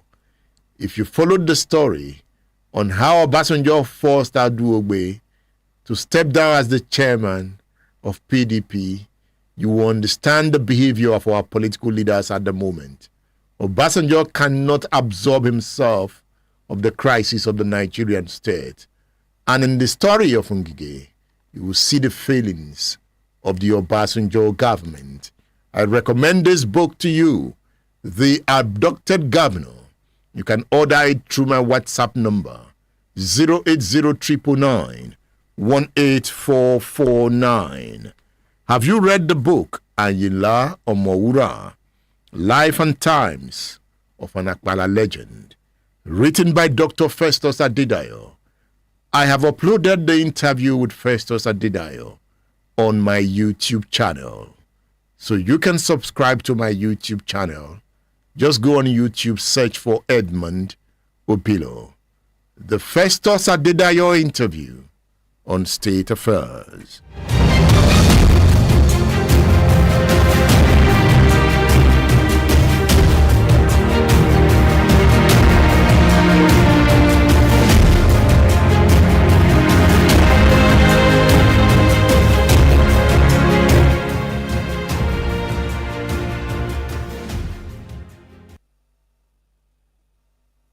Let's talk about the life and times of an Akbala legend. Who is the legend? Ayinla Omowura. I want to read from a book entitled Ayinla Omowura, Life and Times of an Akbala Legend.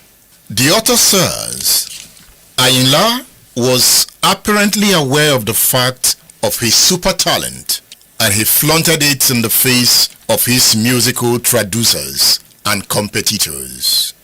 He had a mastery of the geography of music and flaunted it in a manner that verged on arrant arrogance. The author continues, this probably got him a relentless combat against and from a string of enemies. Yet, Ayinla was diffident and confident about conquering them all. His confidence was in his unique talent and in the inscrutable powers of African medicine, which he did not have a short supply of. He told his musical traducers at almost every point of his singing career that he was their supreme commander. Ayinla Omowura, Life and Times of an Akbala Legend, written by Festus Adedayo. The author of the book is on State Affairs. Dr. Adedayo, it's good to have you here. It's a pleasure being here. You have written a biography of Ayinla Omowura. Yes. Not a hagiography. Not a hagiography. So why did you have to draw our attention to that in the book? Okay, once again, thank you for having me. Many people have asked me this question severally. I remember when it was published in 2020, his fans,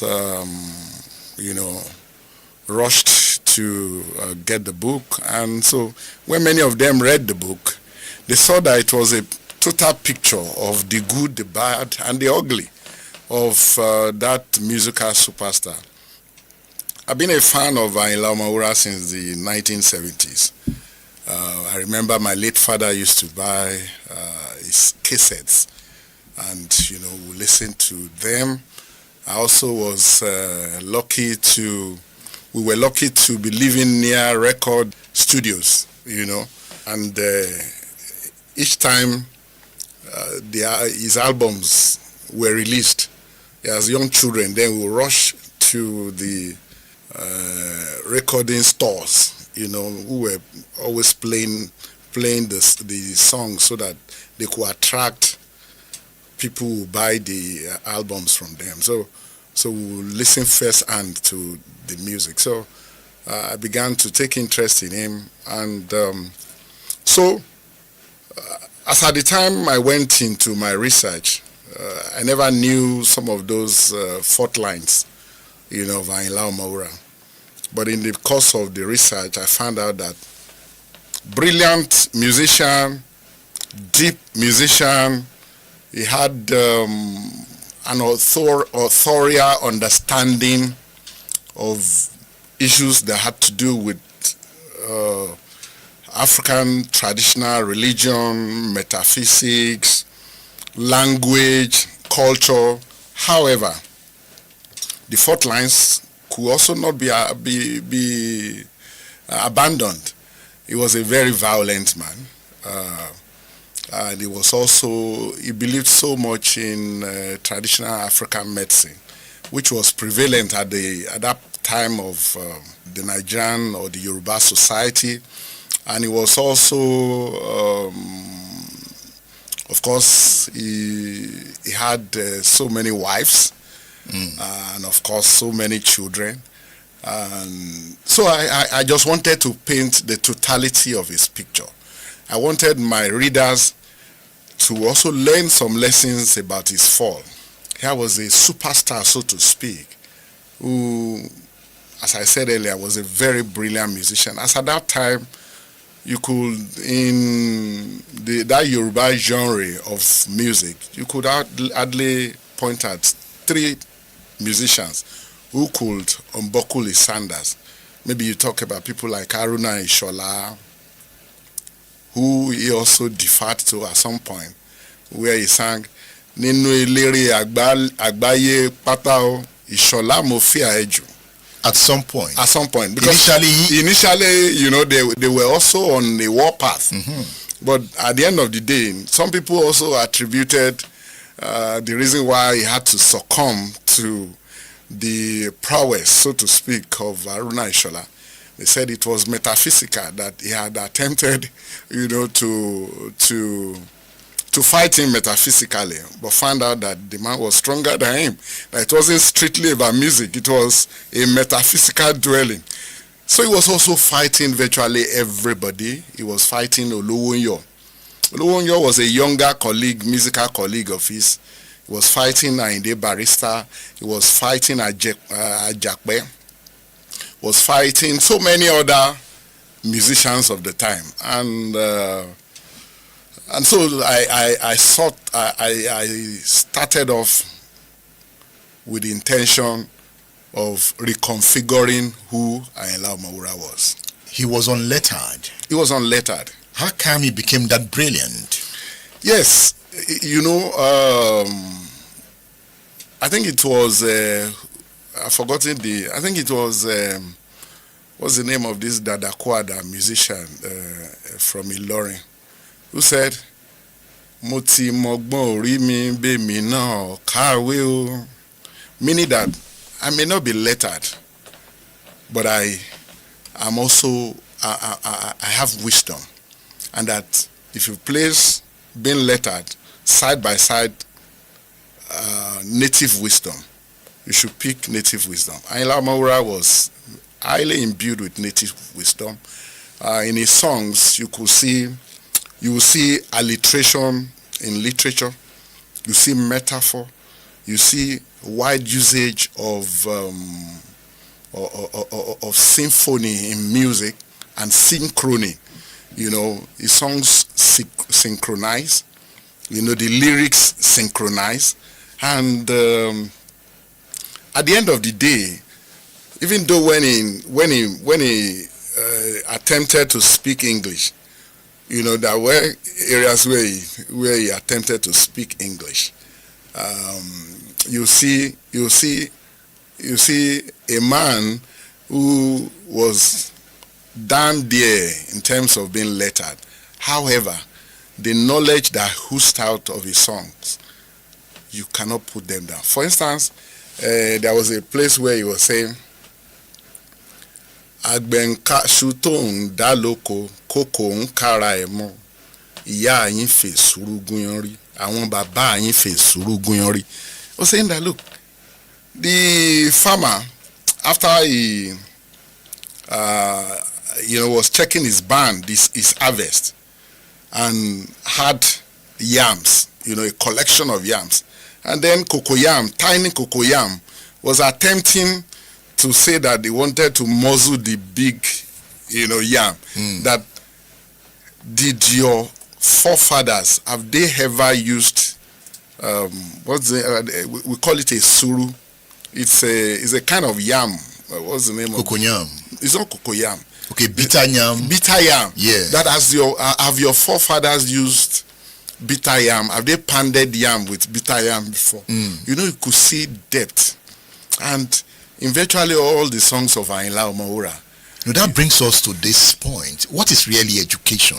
If an Exactly. unlettered man could be philosophical in his music, and lettered men borrowed from the proverbs is lyrical consciousness. Yes, lyrical so then consciousness. What is education? Exactly. And in fact, if you take your time to listen to Ayinla Omowura, you will know that you agree with the song I sang earlier, which says that, look, native wisdom.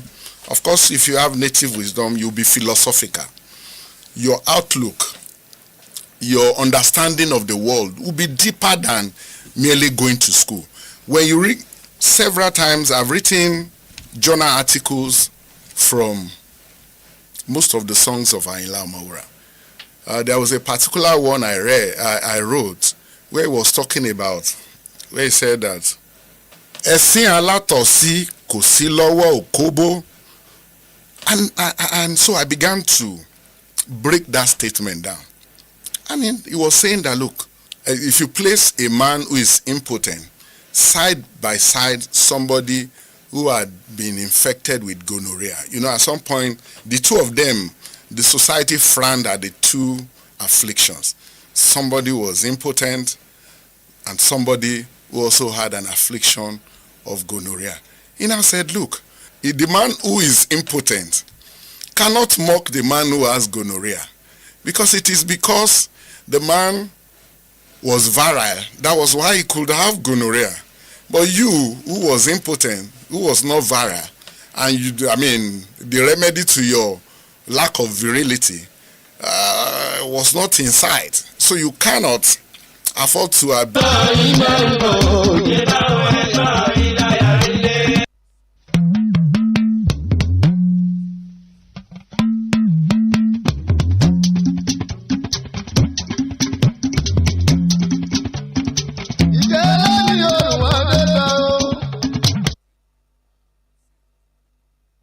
for a researcher like Dr. Adedayo to say, I want to research on this man. Yes. That speaks volume. It was a phenomenon. It was not only a musical phenomenon. There were, for instance, now, people have said, why didn't you, for instance, research on somebody like Fatai Olowonyo? Fatai Olowonyo's lyrics were very danceable. He was also singing Akbala. And he was the first person, if I can remember, who infused guitar into Akbala. Very danceable. He was also but you couldn't compare the depth of knowledge on parade in Ayinla Omowura to any other musician of his time. And that perhaps is why he was the only, at least for now, musician of that period who we have had people do research into their lives. It's because it was phenomenal. And in your book, you gave detailed account of the emergence of Akbala music on the scene. Exactly. You said here, the particular founders and proponents of Akbala music are in various form of contestations. What are you trying to say? Yes, among them, there was intense rivalry. I told you about Aruna Ishola. You had you mentioned names like Muraino Alaoye, yes, Ajao Uru, Kasumu Adio, Sefiu, Anyon, Ligali Mukaiba, yes, Ligali Ajadi Loni. Yeah, exactly. So there were many, and there was contestation. You also had Ajakbe, he was a major rival of Ayinla Omowura, who lived in Abeokuta. So that's why you could pardon Ayinla Omowura's recourse to metaphysics, because all of them were seeking superiority. musical superiority, and in the process, it was said that they also had to, seek metaphysical reinforcement of their music. Why? Because they needed to. It was, of course, it's the same question you asked. There was rivalry at that time between King Sunny Ade and Ebenezer Obey. In Shakara, Yusuf Olatunji, Esaka Baba Waidi, right there in Abeokuta, were also engaged in contestation because I think they needed to harvest, fans, enough fan base to make sure that, and I also think that it was a way of showing the world that yes, even though we didn't go to school, we also could make impact in the lives of our audience. Because I have also noticed about musicians of that era, they so much believe in metaphysical power. Exactly. And I begin to ask, metaphysical power for what? Does it work? Did it affect their music positively? Did it drive musical inspiration? You see, people believe that musicians of that time, of that period, had a recourse to metaphysics for some of the reasons I've earlier outlined, and also for the fact that they needed to level one another up. But was it potent? If it wasn't potent, they wouldn't get engaged in it. For instance, at some point, Ayinla Omowura was so confident of his metaphysical powers that he said, that he sang that Olórin tó bá fojú dì mí lóde, Olórin tó bá fojú dì mí lóde, jíjẹ mímu ẹ̀tàn lé ayé. That any musician who attempted to stand up to him on the musical stand should just bid the world by. And so, for a man to get to that intersection, as to say that any opposition to him meant that the musician was on his way or out of this world, it showed you how highly steeped in traditional medicine they were. Is that why you said he had a mastery of the geography of music and flaunted it in a manner that verged on arrant arrogance? People believed that he was very arrogant. State Affairs with Edmondo Bilo is live.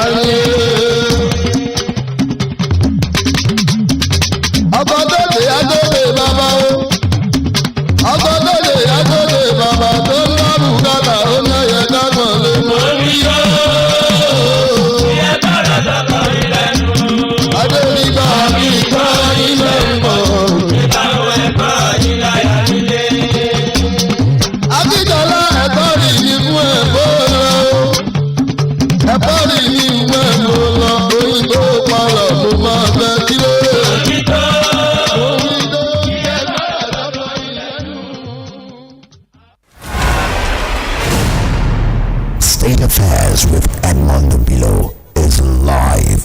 Splash FM 105.5.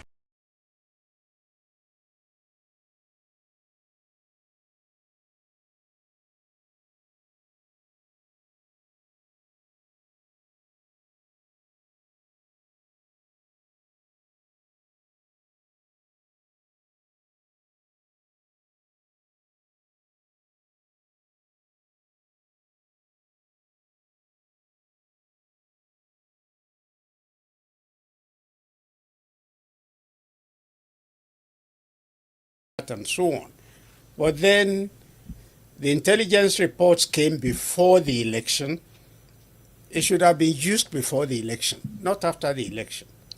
Babangida said if he did not annul the election, there would have been a military coup. That's how it's unfortunate that a general would chicken out of that. Did he chicken out?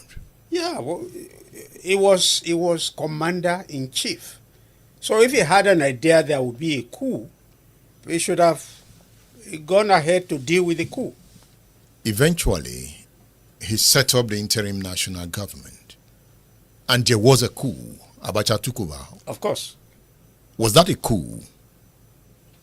Well, in a way, it wasn't a coup. It was an arrangement. Because that's already inscribed in the interim national government decree, that if Shonekan fails, then the most senior military man should take over. First of all, why would you think that Shonekan will fail? To say that he will fail means that you already assume he should fail. And then you have appointed somebody to take over. And he took over. And he took over. So it wasn't a coup, it was a succession. And it was planned. And Abacha began his lies. And Abacha then decided that he would stay on. And he decided, dissolved all the parties, and then decided to establish 5 political parties. And Chief Bola Ige described those 5 political parties as 5 fingers on a leprous hand, because they were the same. They were on the same hand. They were all, you just split the same thing into 5. And eventually, the 4 of the 5 parties accepted Abacha as their candidate for the presidency. Technically, Abacha wasn't a member of any of the parties. So how come the parties now adopt him as their presidential candidate? The normal rule is that a presidential candidate will be one of the members of the political party. In this case, a party was appointing somebody not in their party to become the president of the country. The plan was that he would be the consensus candidate. Well, if it's going to be consensus, then you allow the parties to vote and concede that. Not that the leaders would say, he's our man. Because there has also been what some of us see as organized. Below is live.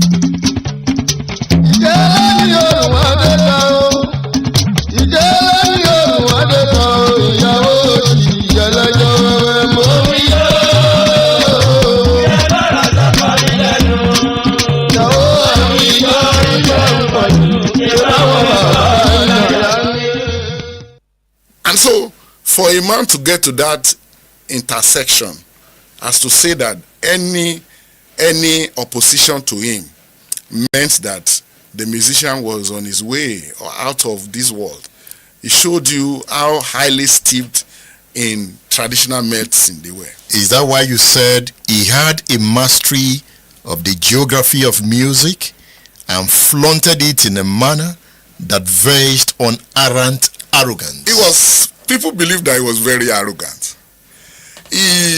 Of course, people also say that it is, if you have it, why not flaunt it? I give you an example. There used to be this Adamo musician. Adamo music is prevalent among the Jeshas of Yoruba land. They called him Adedara Arunra Lojaoba. Adidara, very popular. In fact, I spoke with him when I was writing this book. We had an interview. Unfortunately, I couldn't honor that interview agreement. But I also listened to an interview he had with somebody where he said two brothers wanted to bury their late father or mother. And so they invited the elder brother or the younger brother invited Ayinla Omowura, as the musician to play on that day. Then maybe the younger brother, I don't know if I'm not... So the other brother invited Adidara Arunra Lojaoba. So on the D-Day, it was Adidara who was singing. He said he began to sing in the afternoon. He said the man who recruited Adidara came to him severally to say he had been hearing that Ayinla Omowura, he had the propensity to, snatch his crowd, that whenever he comes, the crowd would be upturned to his other brothers, venue. And Adidara said he told him, don't worry, when we get there, we'll attack it. And so, late in the evening, Ayinla Omowura came, and as foretold, the crowd moved from Adidara Arunra Lojaoba, moved to Ayinla Omowura's stand. He said, he began to look at them. That was Adidara. So he began to look at them. He said, but at some point, the drummer, I guess that was Adewale Oniluola, brought out the drum. The drum got torn. The first drum got torn. Brought out the second drum, got torn. The third drum also got torn. And then, all of a sudden, Ayinla Omowura asked to be taken to Adidara Arunra Lojaoba. And he prostrated and said, Baba, I ought to have done this before now. I have come to pay obeisance to you. And he said, he told him, okay, your drums won't get torn again. He gave him a drum, a new drum. And the drum didn't get torn until they finished the show. How do we explain this? That was metaphysics. It was they were involved in very serious contestation, metaphysical, and that's why, for instance, I'm trying to remember the name you just mentioned it of when you mentioned. Is it Sefiu Ayon? No. Ligali Mukaiba? No. Muraino Ajao? No. Ajao Oru? No. Kasumu Adio? Kasumu Adio. Kasumu Adio, if you have listened to Kasumu Adio's music, he sings a replica of Haruna Ishola's songs. In fact, if you ask me to do an analysis, I think he was more blessed in terms of, a mellifluous voice than Haruna Ishola. But at some point, the man was just out of the scene. There were rumors, what fuels some of these mystic powers was also rumor. There was a rumor that Kasumu Adio was in the bathroom and was beaten by a goat, and that was why he lived many years after Haruna Ishola died in 1983. We never got back to singing songs. The same thing with this Ayinla Omowura's rival I just mentioned, Fatai Olowunyo. Yeah.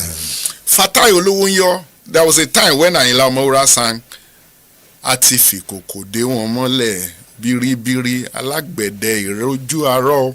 What he meant was that I have used a huge pot to cover their musical talent. So, and I tell you, Fatai Olowunyo lived years after Ayinla Omowura's death in 1980. But nobody heard of him thereafter.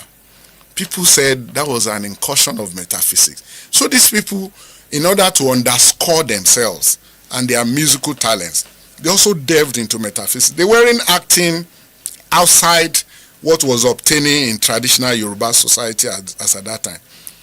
There was this invisible enemy that surrounded every Yoruba man. It was believed that enemies were everywhere. And so you go to people, they give you food to eat, you must be weary. Somebody shook your hand, you must be weary. There was this invincible enemy that must be weary of. And so I think they just took that belief in the omnipotence of enemies. They also took into music. And then they had to fortify themselves. And in the process of fortification, they go into all this metaphysics. Ayinla Omoura, Life and Times of an Akpala Legend. This is the book we are reviewing. You talked about the linkage of Akpala to Islam. Yes. In your book. And I like the way you put it here. You said at first, Akpala was circumscribed around the Islamic social stratum of the Yoruba society. Exactly. So the musicians who sang it engaged a mixture of traditional African music, accentuated with Islamic renditions, thus achieving a blend that was neither totally Islamic, not wholly traditional, but nevertheless assumed to have achieved a successful Islamization of traditional music. Exactly. Ayinla was a Muslim. He was a Muslim. Virtually all of them were Muslims. Haruna Ishola was a Muslim. Yusuf Olatunji used to be a Christian, also became a Muslim. And most of their songs, they especially in the 50s, in the 60s, it was only in the 70s, when, and then in the 50s, 60s, when they started singing this, the Akpala's song. It was believed that it was specifically an Islamic song, and many Christians, so they didn't have Christian fans as much as they should have. State Affairs with Edmond Bilo is live. The Ayinla Omoura story on State Affairs. That's Festus Adidayo there, a storyteller. You need to read his book, Ayinla Omoura, Life and Times of an Akpala Legend. Order your copy on udarabooks.com, udarabooks.com, or through my WhatsApp number 080-999-18449. The book of the day is this one entitled Brutally Frank, the autobiography of Edwin Kiagbudu Clark. Baba is no more. Edwin Kiagbudu Clark. This book is the history of Nigeria, the history of the Biafran War, the history of crisis, the history of military coups. This autobiography is a must-read for anyone interested in the history of Nigeria. Brutally Frank, the autobiography of Edwin Kiagbudu Clark. You'll find copies on udarabooks.com. The Ayinla Omoura interview is a long interview. It's about 2 hours, 30 minutes. You can watch the full video on my YouTube channel. But I'll be bringing you bits and bits of the interviews. So I'm not done with it. Next week I will continue with another part of the interview with Dr. Festus Adidayo. You have anything to say about what you've just heard? 30 seconds. Hello, good morning. Hello, Edmond. Good morning. I'm reacting to your earlier submission concerning Africa. Amazing. Hello. I'm with you, sir. All right. The issue is an average African of evil mindset. Permit me to put it that way. If not, how come we cannot find somebody, not even a leader, that can push his country forward? Every time it appears we are acting under course. I don't know why. If we are at the point of breaking even, something will just happen. Either that leader is assassinated or something. I don't know. Do you think we are acting under normal circumstances? Thank you. Thank you, SB Abuduni. We'll take the last call. 070-144-757-70, 070-694-93000. Ayomide Lawson, how are you? Ayomide has been streaming. Hello? Good morning. Good Edmond. Good morning. Baba Bola was calling you back. Thank you for that interview with the professor. Maula had very many enemies, very many friends, and very many enemies. Most of his enemies were some husbands and some wicked wives, some ashewos, the prostitutes. See, and those who used to make makeup, like filling their body, okay, trying to become white. Baba, we have to go and now. It unclashed very many evildoers. So when he died, all those felt a sign of relief.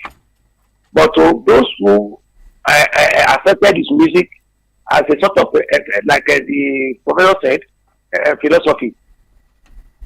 All right, we have to go now. Next week is another time. Thank everyone. Thank you for contributing. Ayomide Lawson, Bosun Alayo de Sholaro, Samuel Kalu, Miriam Giwa, Ayo Ashimulo. Okay, these are the names I can remember now. I am Edmondo Bilo. The next program is Ijoba Tiwa with Sheun Special. It's a special program, and the presenter is special. Splash FM is special. The radio man is out of here. Thank you for being there. We love you.